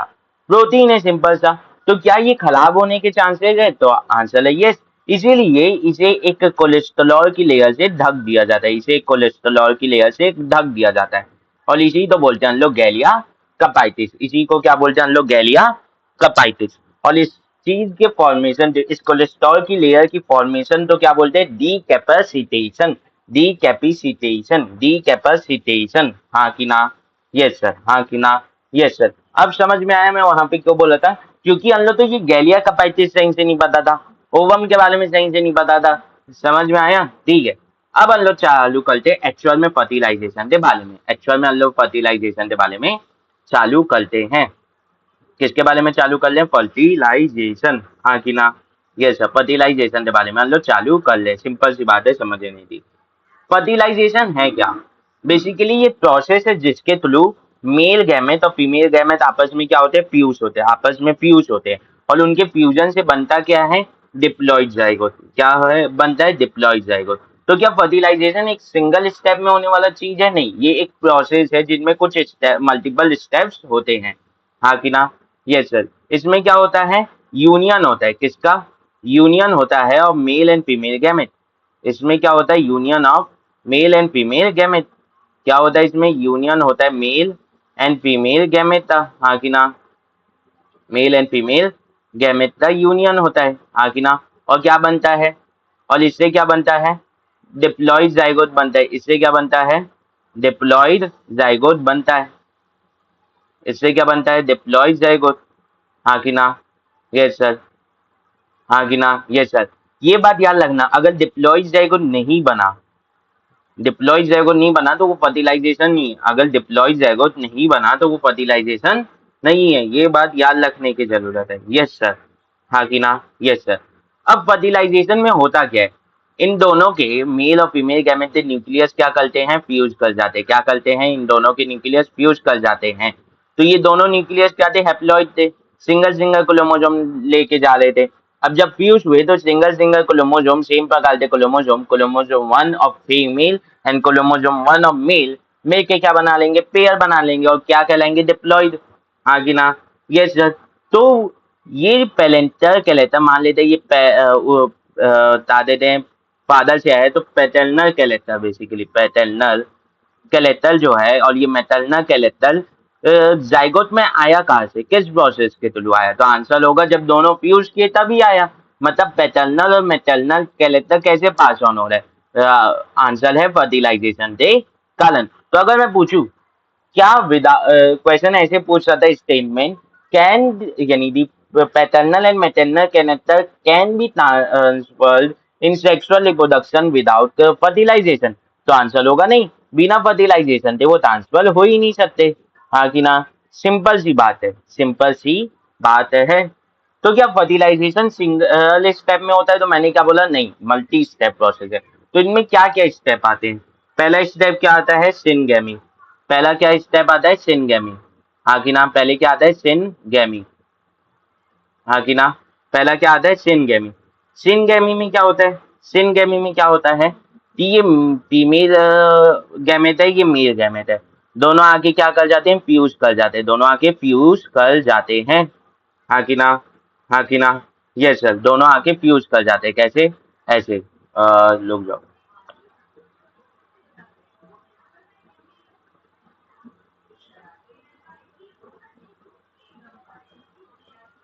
ऐसे करते फ्यूज कर जाते हैं। अब क्या होगा? पहले इनका क्या बनेगा? पहले इनका वो मिलेगा क्या? ये मान लो इसका न्यूक्लियस, ये इसका न्यूक्लियस, ये इसमें न्यूक्लियस और ये इसमें न्यूक्लियस, ठीक है? तो पहले दोनों का साइटोप्लाज्म में मिलेगा। तो ये क्या हुआ? ये यूनियन हुआ मेल और फीमेल गैमेट था, तो ये होता है सिनगेमी। फिर जब दोनों की साइटोप्लाज्म की इंटरमिक्सिंग हो जाती है, वो सिनगेमी के बाद होता है, और इसे क्या बोलते हैं? प्लाज्मोगेमी। इसे क्या बोलते हैं? प्लाज्मोगेमी। इसे क्या बोलते हैं? प्लाज्मोगेमी, हाँ कि ना? Yes sir. अब प्लाज्मोगेमी तो हो गई। अब प्लाज्मोगेमी के बाद क्या होगा? न्यूक्लियस मिलेगा, तभी तो डिप्लॉइड जाइगोट बनेगा, हाँ कि ना? तो अब क्या होंगे? न्यूक्लियस मिलेंगे। अब क्या होंगे? न्यूक्लियस मिलेंगे, ऐसे करते, हाँ कि ना? दोनों के न्यूक्लियस मिलेंगे। अब न्यूक्लियस मिलेंगे, इसे क्या बोलेंगे? जो प्लाज्मोगेमी के बाद होगा वो होगा कैलियोगेमी। वो क्या होगा? कैलियोगेमी। ऑब्वियस ही बात है। प्लाज्मा यानी उसके लिए, साइटोप्लाज्म के लिए शब्द होता है प्लाज्म, और उसके लिए न्यूक्लियस के लिए यूज होता है कैलियो, और गैमी का मतलब होता है इंटरमिक्सिन, हाँ कि ना? इसका मतलब जो प्लाज्मोगैमी है उनमें साइटोप्लाज्म की इंटरमिक्सिन हो रही है, और कैलियोगैमी में न्यूक्लियस का फ्यूजन हो रहा है। अब क्या होगा? इसके बाद क्या होगा? इसके बाद जो वो बनेगा न्यूक्लियस, दोनों न्यूक्लियर फ्यूज हो गए। अब इसमें क्रोमोसोम आपस में पेयर बना लेंगे। क्रोमोसोम वन वन, मेल से आया हुआ वन और फीमेल से आया हुआ वन वन, एक पेयर बना लेंगे। Chromosome number two, chromosome number two मिलके एक पेयर बना लेंगे। क्रोमोसोम नंबर थ्री मिलके एक पेयर बना लेंगे। और इसे क्या बोलेंगे? इसे बोलेंगे आपका एमपी, एमपी मिक्सेस। इसे को क्या बोलेंगे? एमपी मिक्सेस, हाँ कि ना? यस सर, इसे क्या बोलेंगे? MP mixes. समझ में आया? इतनी बात समझ में आई? यस सर, इसे क्या बोलेंगे? MP mixes. ठीक है, तो चार जो स्टेप्स हुए, चार प्रोसेसेस हुए, हाँ कि ना? एक हुआ सिनगेमी, फिर प्लाज्मोगेमी, फिर कैलियोगेमी, फिर एम्फीमिक्सिस। सिनगेमी होता है मेल और फीमेल गैमेट का फ्यूजन। प्लाज्मोगेमी होता है साइटोप्लाज्म का इंटरमिक्सिंग। कैलियोगेमी होता है न्यूक्लियस का, बता देते हैं, मिलन। यानी तो यहाँ पे हैप्लॉइड न्यूक्लियस मिलते हैं बेसिकली। तो हैप्लॉइड न्यूक्लियस के एक और शब्द यूज किया जाता है, प्लो न्यूक्लियस, हाँ कि ना? यस सर, तो यहाँ पे बोल जाता है inter fusion of pro nucleus या fusion of haploid nucleus of sperm and ovum. फिर क्या होता है? एम्फीमिक्सिस। एम्फीमिक्सिस क्या होता है? इंटरमिंगलिंग। यहाँ पे एम्फीमिक्सिस में जो टर्म यूज किया जाता है वो इंटरमिंगलिंग यूज किया जाता है।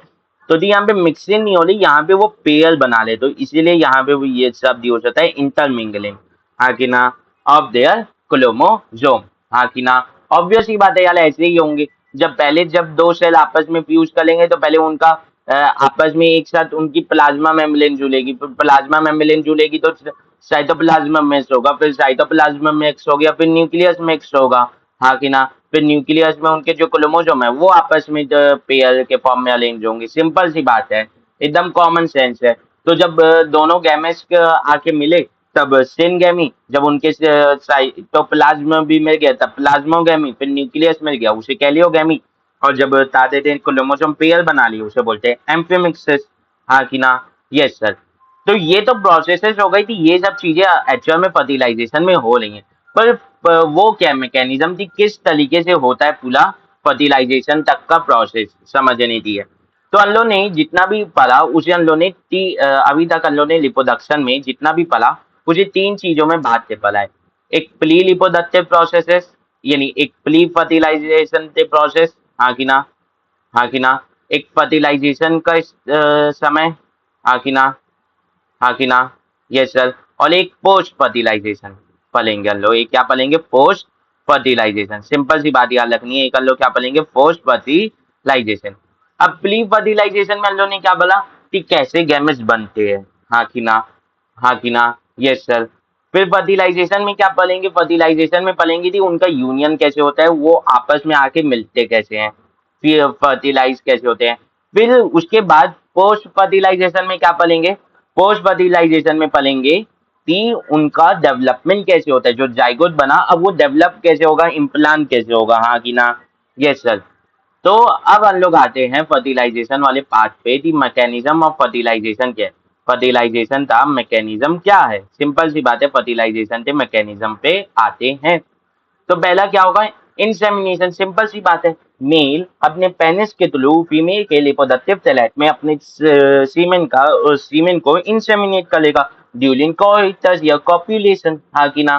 तो पहला स्टेप क्या होगा? इंसेमिनेशन।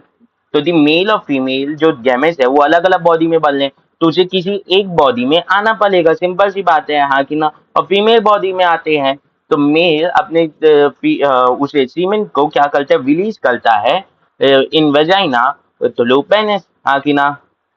इन वेजाइना थ्रू पेनिस। समझ में आया? यस सर, थ्रू पेनिस, हाँ कि ना? Yes sir, through penis. समझ में आया? Yes sir. इसमें क्या होता है? कोइटस होता है और कॉपुलेशन होता है। इसमें क्या होता है? कोइटस होता है और कॉपुलेशन होता है, हाँ कि ना? और इसी प्रोसेस को क्या बोलते हैं? इंसेमिनेशन बोलते हैं। अब कोइटस और कॉपुलेशन मतलब इसमें जो ये फीमेल वेजाइना है इसमें मेल का जो पेनिस है वो ऐसे एंटर कर जाता है, हाँ कि ना? फिर सेक्सुअल फीलिंग के साथ आने पे एक एक पीक आने पे फिर वो रिलीज कर देता है, हाँ कि ना? समझ में आया? Yes sir. फिर दूसरा क्या है? इंसेमिनेशन के बाद क्या होता है? कैपेसिटेशन।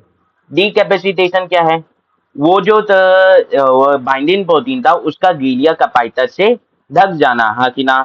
Yes sir. अब यहाँ पे कैपेसिटेशन में क्या होगा? कैपेसिटेशन में क्या होगा? स्पर्म में वो जो गेलिया कपाइटस की लेयर बनी थी, मतलब डीकैपेसिटेशन में क्या हुआ, बाइंडिंग प्रोटीन तो ढकते हुए ये गेलिया कपाइटस की एक लेयर बन गई। बाइंडिंग प्रोटीन तो ढकते हुए ये कोलेस्ट्रॉल की एक गेलिया कपाइटस की लेयर बन गई, हाँ कि ना? यस सर, हाँ कि ना? Yes sir. अब क्या होगा बेसिकली, अब क्या होगा बेसिकली, बता देते हैं।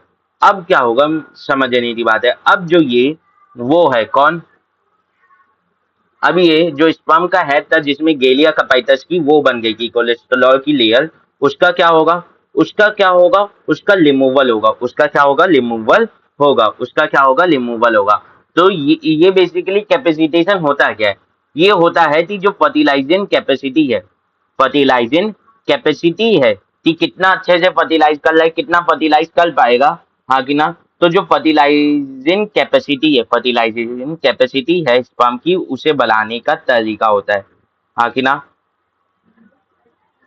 फर्टिलाइजेशन कैपेसिटी, स्पर्म की फर्टिलाइजेशन कैपेसिटी बढ़ाने का तरीका होता है, हाँ कि ना? अब ये किधर होता है, ये किधर होता है कैपेसिटेशन? सिंपल सी बात है, ये किस में हो रहा है, फीमेल रिप्रोडक्टिव टैलेंट में। किस में हो रहा है, फीमेल रिप्रोडक्टिव टैलेंट में। और किसके कारणवश हो रहा है, क्या इसमें सीमेन के सिक्रीशन काम कर लें? तो आंसर है नहीं। इसमें यूटेलाइन सिक्रीशन, मतलब यूटरस के सिक्रीशन काम कर लें, हाँ कि ना? तो इसमें कौन मदद कर रहा है, यूटरस के जो ग्लैंडुलर सेल्स हैं वो जो चीजें सिक्रीट कर लें वो इसमें मदद करते हैं, हाँ कि ना? हाँ कि ना? Yes sir. अब सर मुझे ये बात समझ में नहीं आ रही थी, स्पर्म की फर्टिलाइजेशन कैपेसिटी कैसे बढ़ेगी? अरे मैंने बताया तो था कि नेचर इंश्योर करता है कि एक स्पीसीज का ही ओवम उसी के स्पीसीज के स्पर्म के साथ वो करे फर्टिलाइज। तो जब तक गेलिया कपाइटस इसके ऊपर चले रहेगी तब तक क्या बाइंडिंग प्रोटीन रिसेप्टर से बाइंड करेगा? नहीं करेगा। तो ओवम में स्पर्म घुस नहीं पाएगा, फर्टिलाइज नहीं कर पाएगा। तो इस गेलिया कपाइटस को हटाने की जरूरत है, मतलब उसकी फर्टिलाइजिंग कैपेसिटी को बढ़ाने की जरूरत है, सिंपल सी बात है। अब चलो हम लोग ने तो इसमें क्या होता है, इसमें हम लोग क्या करते हैं, रिमूवल करते हैं किसका, गेलिया कपाइटस का, रिमूवल ऑफ गेलिया कपाइटस, हाँ कि ना? इसमें क्या किया हम लोग ने, रिमूवल किया गेलिया कपाइटस का, हाँ कि ना? यस सर, गेलिया कपाइटिस का। इसमें अल्लो ने क्या किया, वो किया कपाइटिस का, अल्लो ने क्या किया, रिमूवल किया।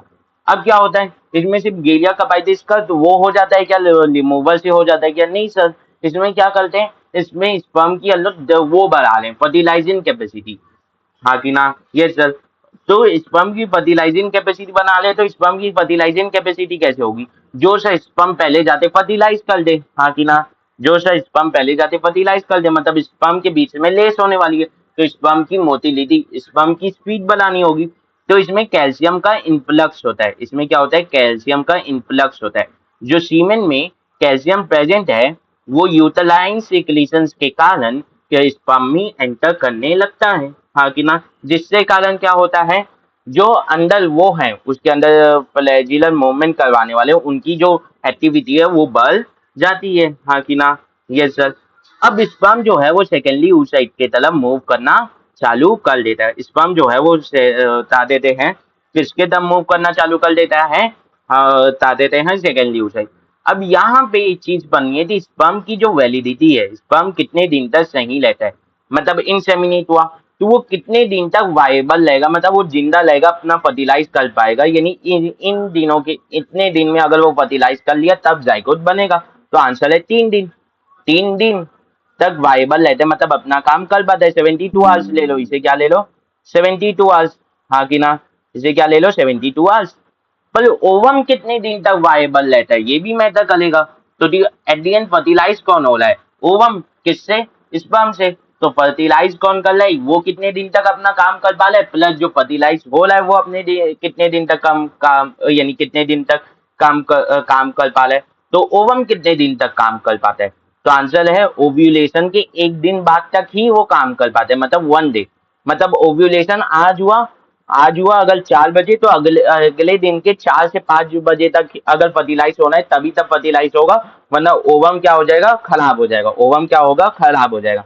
तो इसमें 1 दिन मतलब कितने, 24 आवर्स तक ही वो वायबल रहता है, हाँ कि ना? वो 24 आवर्स तक ही अपना काम कर पाता है, 24 आवर्स तक ही वो वायबल रहता है, वो क्या रहता है, वायबल रहता है, हाँ कि ना? तो अगर ये 3 दिन तक लैला और ये 1 दिन तक लैला है तो टाइम बहुत कम है। तो क्या स्पर्म और ओवम को क्या साइमल्टेनियसली एम्प्यूला में नहीं पहुंचना होगा? आंसर है यस। आंसर है यस। तो इन्हें साइमल्टेनियसली किधर पहुंचना होगा? एम्प्यूला में पहुंचना होगा। इन्हें किधर पहुंचना होगा? और साइमल्टेनियसली किधर पहुंचना होगा? साइमल्टेनियसली इन्हें एम्प्यूला में पहुंचना होगा। हाँ कि ना? Yes sir. हाँ कि ना? Yes sir. समझ में आया? Yes sir.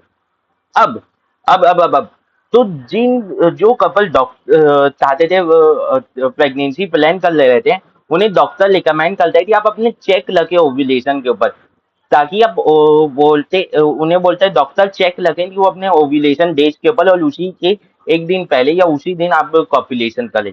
ये डॉक्टर बोलता है। समझ में आया? समझ में आया? ठीक है। हाँ कि ना? Yes sir. अब आगे चलते हैं। अब क्या होता है ओव्यूलेशन में? क्या होता है, ओवम जो निकलता है, हम लोगों ने उसका पढ़ा है कि बाहर उसके क्या लेती है? कोलोना लेरिएटा की लेयर लेती है। हाँ कि ना? कोलोना लेरिएटा की लेयर लेती है। हाँ कि ना? ये सर, कोलोना लेरिएटा की लेयर लेती है। मैं वो है क्या मेरे पास? हाँ देखो, नहीं वो वाला डायग्राम है क्या? नहीं हुआ, नहीं है यार मेरे पास वो वाला डायग्राम। हाँ ये ला। तो देखो, ये कोलोना लेरिएटा की लेयर है। ठीक है, कोलोनल एरिएटा की लेयर है। अब स्पर्म जब आएगा तो उसे पहले कोलोनल एरिएटा की लेयर को भेज देना पड़ेगा। तो कोलोनल एरिएटा की लेयर जो है, ये किस जो सेल्स हैं वो आपस में किसके थ्रू चिपके लेते हैं? ये किसके थ्रू चिपके लेते हैं? हाई हेल्यूरोनिक एसिड के थ्रू। किससे? हाई हेल्यूरोनिक एसिड के थ्रू। हाँ कि ना? Yes sir. हाई हेल्यूरोनिक एसिड का नाम आपने कहीं और भी सुना होगा, स्पेशली लड़कियां, क्योंकि जो मेकअप आता है उसमें हेल्यूरोनिक एसिड का जिक्र होता है। ये वही हेल्यूरोनिक एसिड है जिससे क्या होता है, कोलोनल एरिया के सेल्स हैं आपस में चिपके लेते हैं। तो जब इसे स्पर्म को वो करना होगा, क्या करना होगा? भेदना होगा, तो उसे इस हाइलोनिक एसिड को तोड़ना पड़ेगा। तो यही चिपका के रखा हुआ है सेल्स को। तो इसके तोड़ने के लिए एंजाइम किस में प्रेजेंट होने चाहिए? तो आंसर है कोलोना लेडिएटा को तोड़ने के लिए, हाई एल्यूलोनिक एसिड तो तोड़ने के लिए एंजाइम किस में प्रेजेंट होना चाहिए? तो आंसर है स्पर्म के एक्लोजोम में। आंसर है स्पर्म के एक्लोजोम में। तो स्पर्म के एक्लोजोम में जो एक वो रहता है डाइजेस्टिव एंजाइम, जिसका नाम है हाई एल्यूलोनिक, वापस से लिख देता हूँ, हाई एल्यूलो हेल्यू नो हेल्यूलोनिडेज, हेल्यूलोनिडेज एंजाइम वहां पे रहता है। हाँ कि ना? ये सेल जिससे क्या होता है, जो हाई एल्यूलोनिक एसिड तो तोड़ देता है। अब क्या होगा?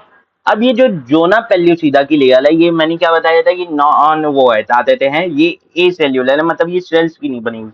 तो इसमें क्या प्रेजेंट लेते हैं? रिसेप्टर्स प्रेजेंट लेते हैं जो स्पीसीज से स्पेसिफिक होते हैं। पहले बताया था, जो बाइंडिंग प्रोटीन से बाइंड करते हैं। हाँ कि ना? तो ह्यूमंस में इन रिसेप्टर्स का नाम क्या है? जीपी3। जीपी3। जीपी कहाँ से है? जोना पेल्यूसिडा, सिंपल सी बात है। और ये क्या है? Species specific receptor. ये क्या है? स्पीसीज स्पेसिफिक रिसेप्टर, मतलब ये एक स्पीसीज के लिए स्पेसिफिक है कि इस स्पीसीज के यही रहेगा। हाँ कि ना? हाँ कि ना? Yes sir. और जोना पेल्यूसिडा किसकी बनी रहती है? किसकी बनी रहती है? ग्लाइकोप्रोटीन की बनी रहती है। इतनी बात याद रखनी है। हाँ कि ना? Yes sir. हाँ कि ना? Yes sir.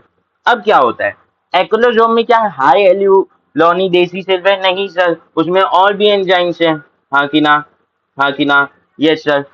तो वो एंजाइम जोन जैसे ही इस रिसेप्टर से बाइंडिंग प्रोटीन बाइंड किया, एक्लोजोम तो सिग्नल चल देगा। एक्लोजोम अपने अंदर से ऑल एंजाइम निकालेगा ताकि वो इस ग्लाइकोप्रोटीन की लेयर को भेज पाए, जोना पेल्यूसिडा की लेयर को।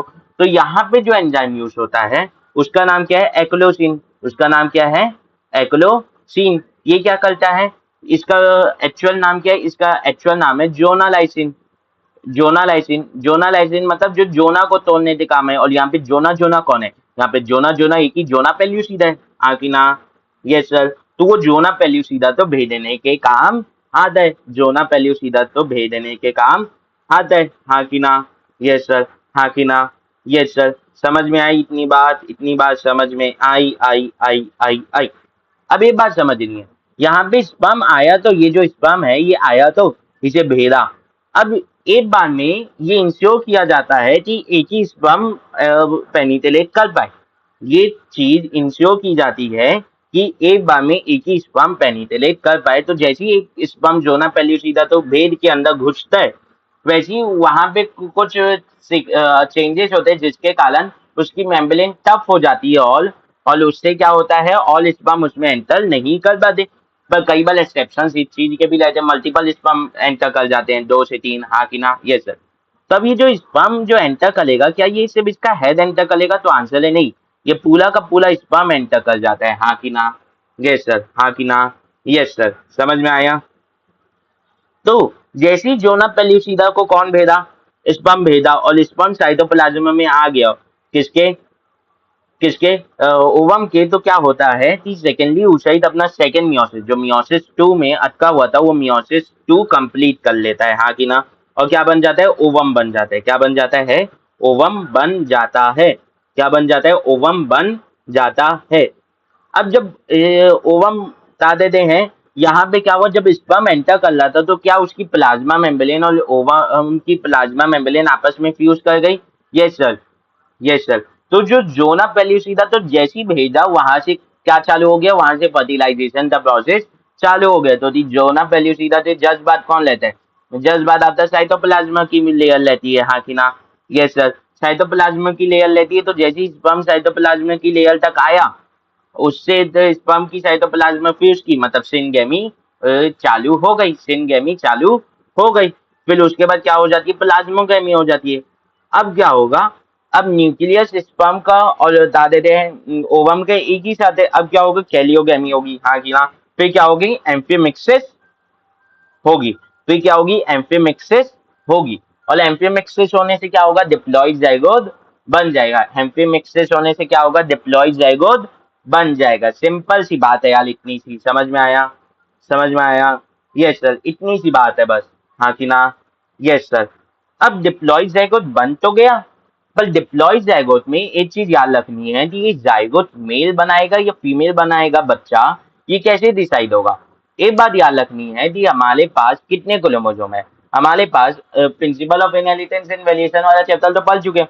तो उसमें पता है कि हमारे पास 23 पेयर ऑफ क्रोमोसोम है, जिसमें से 22 ऑटोसोमल क्रोमोसोम है, और एक्स और वाई। एक क्या है, एक है जो बता देते हैं एलोसोमल, मतलब कि सेक्स क्रोमोसोम, हाँ कि ना, हाँ कि ना, यस सर। अब अगर ये एक्स वाई है तो ये वो है, क्या कहते हैं, मेल है। और अगर ये एक्स एक्स है मतलब ये फीमेल है। तो अब ये बताओ, जब इसमें गैमेट बनेंगे फीमेल में, ओवम बनेंगे, तो उनमें क्या जाएगा? एक्स एक्स जाएगा, हाँ कि ना, हाँ कि ना, यस सर। अब जब एक्स वाई में गैमेट बनेंगे तो क्या जाएगा? गैमेट मेल में गैमेट बनेंगे तो एक में एक्स जाएगा, एक में वाई जाएगा, हाँ कि ना। अब बताओ कौन डिसाइड करेगा कि बच्चा क्या होगा, मेल होगा फीमेल होगा? तो आंसर है कौन सा स्पर्म फर्टिलाइज कर ले, तो अगर ये इसे फर्टिलाइज करेगा तो लड़की, अगर ये इसे फर्टिलाइज करेगा तो लड़की, अगर ये इसे फर्टिलाइज करेगा तो लड़का, अगर ये इसे फर्टिलाइज करेगा तो लड़का।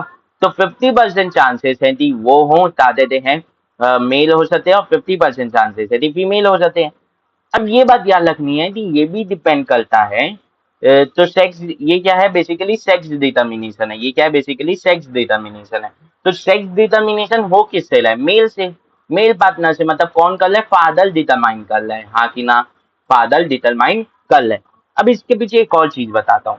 अब आपके सीमेन में, मेल के सीमेन में कौन सा क्रोमोजो कौन सा स्पर्म प्रेजेंट है, ये भी डिपेंड कर सकता है कि जनरली आधा जो स्पर्म जो रहते हैं वो एक्स वाले लेते हैं, आधे वाई वाले। पर कई बार थोड़ा सा डिफरेंस आ जाता है, कभी वाई वाले ज्यादा हो सकते हैं, कभी एक्स वाले। वो डिपेंड करता है कैसी उसकी लाइफ स्टाइल है, कैसी उसके रिप्रोडक्टिव तलाक की कंडीशन है। दूसरी बात, जो ओवम है वो साथ में कुछ चीजें सिक्रीट भी करता है, कुछ केमिकल सिक्रीट भी करता है, जो एक सर्टेन टाइप ऑफ स्पर्म को अट्रैक्ट करते हैं। मतलब कुछ ओवम में कुछ ऐसे, कुछ ओवम वाई वालों को अट्रैक्ट करने वाली सिक्रीशन करते हैं, और कुछ एक्स वालों को, हाँ कि ना। तो जो इस पर सेक्स डिटर्मिनेशन है वो किसे कौन भी कर रही है? फीमेल भी कर रही है, फीमेल का ओवम भी कर रहा है, और मेल का स्पर्म भी कर रहा है। पर अगर मैं क्रोमोसोम के हिसाब से बोलूं तो सेक्स डिटर्मिनेशन ओवरलॉप किसके कारण हो रहा है? फादर के कारण। तो क्रोमोसोम किससे आ रहे हैं? फादर के कारण। दूसरी चीज, ये जो मैंने ओवम वाली बात बताई, ये एक्चुअल में साइंटिफिक स्टडी है।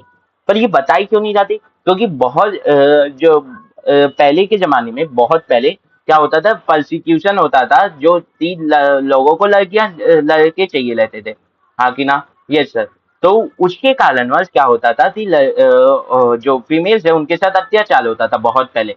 तो क्या होता था कि इसी नाम से ये जो स्टडीज है ये सामने नहीं लाई जाती, बहुत सी स्टडीज। हाँ कि ना? Yes sir. दूसरी बात क्या है? अ, दूसरी बात क्या है? और कुछ है ही नहीं इसमें, पहली बात। ठीक है, तो सेक्स डिटर्मिनेशन कौन कर ले? फादर कर ले। लो तो क्या आंसर देना है? फादर कर ले। समझ में आया? ये जो एक्स्ट्रा ज्ञान है ये मैं बता देता हूँ कि कैसी क्या चीजें होती हैं। तो इसका मतलब ये नहीं है कि 100% हम लोग बायो के स्टूडेंट है तो हम लोग तो अच्छे से पता लेना चाहिए ये बात। तो चाहते हैं, इसका मतलब ये नहीं थी सिर्फ फादर डिटरमाइन कर ले, क्रोमोसोम के आधार पे फादर डिटरमाइन कर ले, और एनसीईआरटी बोलती थी सिर्फ फादर डिटरमाइन कर ले। प्लेटफॉर्म में कौन? फादर और मदर दोनों डिटरमाइन कर ले। हाँ कि ना?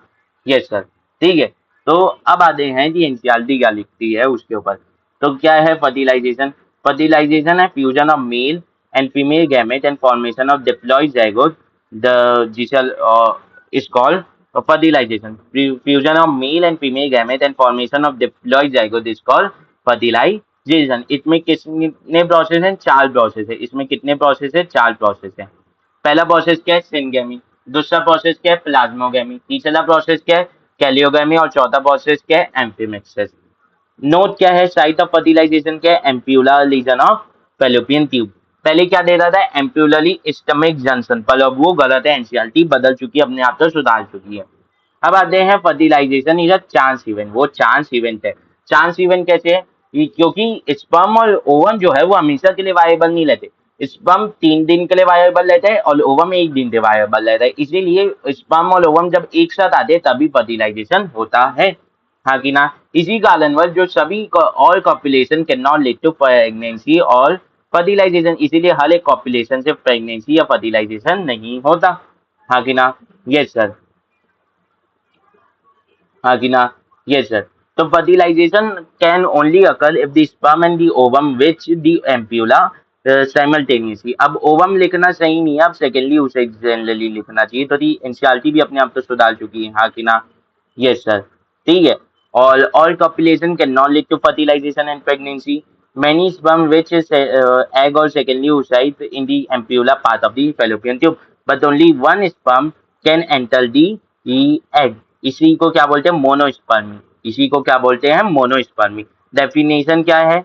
मोनोस्पर्मी मतलब सिर्फ एक ही स्पर्म एंटर करे एग में। और पॉलीस्पर्मी क्या है? मैंने बताया था कुछ एक्सेप्शंस लेते हैं जिसमें 2 से 3 एंटर कर जाते हैं। तो वो क्या होता है? When more than one sperm enter कर जाते हैं फर्टिलाइज एग में।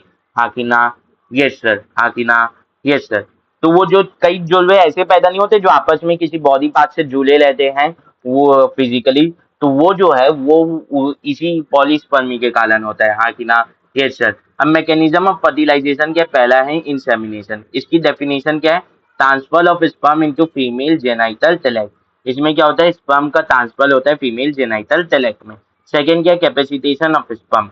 Sperm acquire ability to fertilise ovum. Sperm कैसे एक्वायर किया? ये जो लाइन है ये थोड़ी सी कंफ्यूजिंग लाइन है जो आसानी से समझ में नहीं आती, पर लल्लो तो समझ में आ जाएगी। क्यों? तो लल्लो तो पता है कि ये बाइंडिंग प्रोटीन है। बाइंडिंग प्रोटीन किससे ढका हुआ है? गैलिया कपाइटिस से। जब तक गैलिया कपाइटिस तो हटाएंगे नहीं तो ये बाइंडिंग प्रोटीन उस स्पीसीज स्पेसिफिक रिसेप्टर से बाइंड नहीं करेगा और स्पर्म फर्टिलाइज नहीं कर पाएगा। हाँ कि ना? Yes sir. Occurs in female reproductive तलैक। ये फीमेल लिपोडक्टिव तलैक में होता है। Involve motility of sperm and acrosomal reaction. इसमें मोटिलिटी ऑफ स्पर्म बढ़ाई जाती है by calcium influx and acrosomal reaction होते हैं। एक्लोसिन निकलते हैं और हाई एल्यूलोनी देश निकलता है। हाँ कि ना? Yes sir. इसमें स्पर्म की मूवमेंट को एनहेंस किया जाता है। स्पर्म स्विम करता है rapidly towards ampullary region of fallopian tube.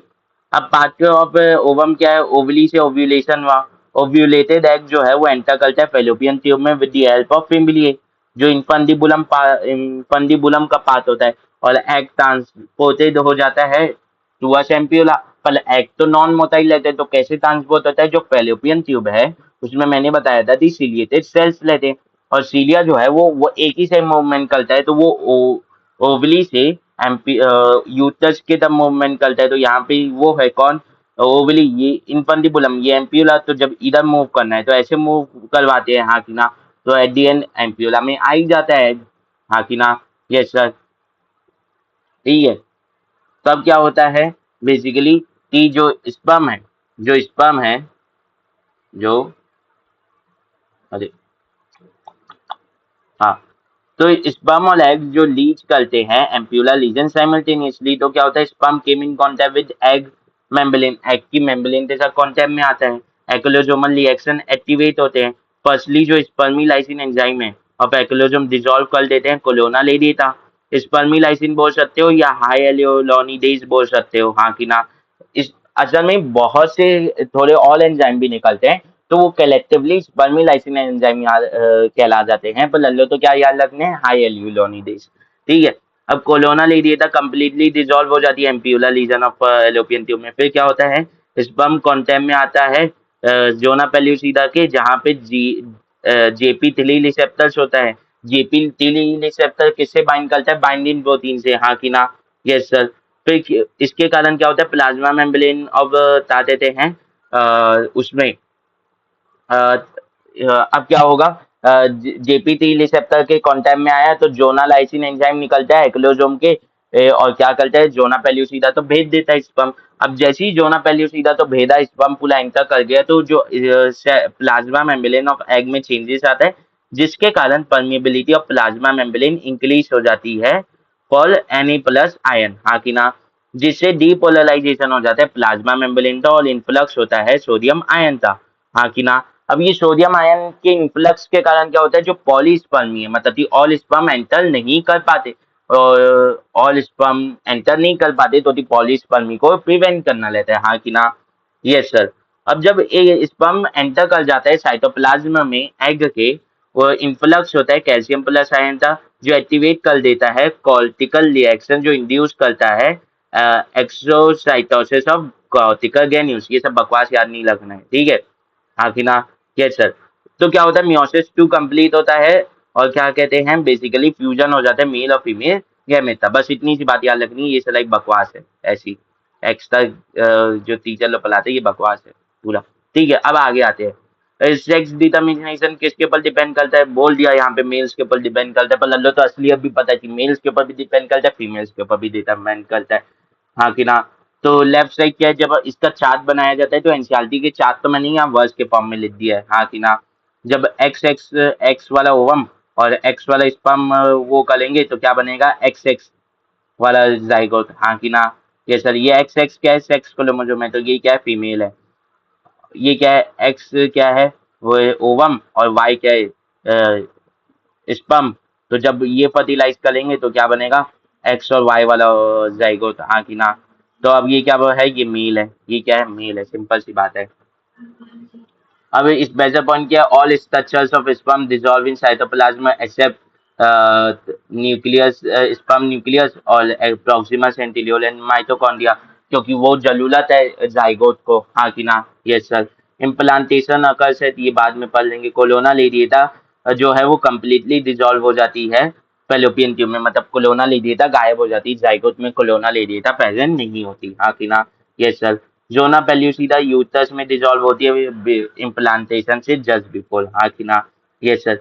Zona pellucida क्या प्रिवेंट करती है एक्टोपिक प्रेगनेंसी, आगे पढ़ेंगे। एक्टोपिक प्रेगनेंसी तो पढ़ चुके हैं, जब यूटरस के सही जगह फंडस में इम्प्लांटेशन हो तो वो नॉर्मल प्रेगनेंसी है, पर कहीं और इम्प्लांटेशन हो जाए जैसे आपका फेलोपियन ट्यूब में इम्प्लांटेशन हो गया तो वो क्या होगा वो एक्टोपिक प्रेगनेंसी होती है।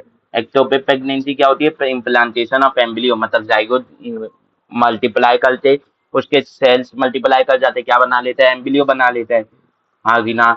ये सर। और अगर वो यूटरस में उसे इम्प्लांट होना है आखिर चिपकना है, पर वो फेलोपियन ट्यूब में ही कहीं चिपक जाए या कहीं और चिपक जाए यूटरस के किसी और बार में सर्विक्स में आते चिपक जाए, तो वो होती है एक्टोपिक प्रेगनेंसी। इसे कौन प्रिवेंट करता है जोना पेल्यूसिडा।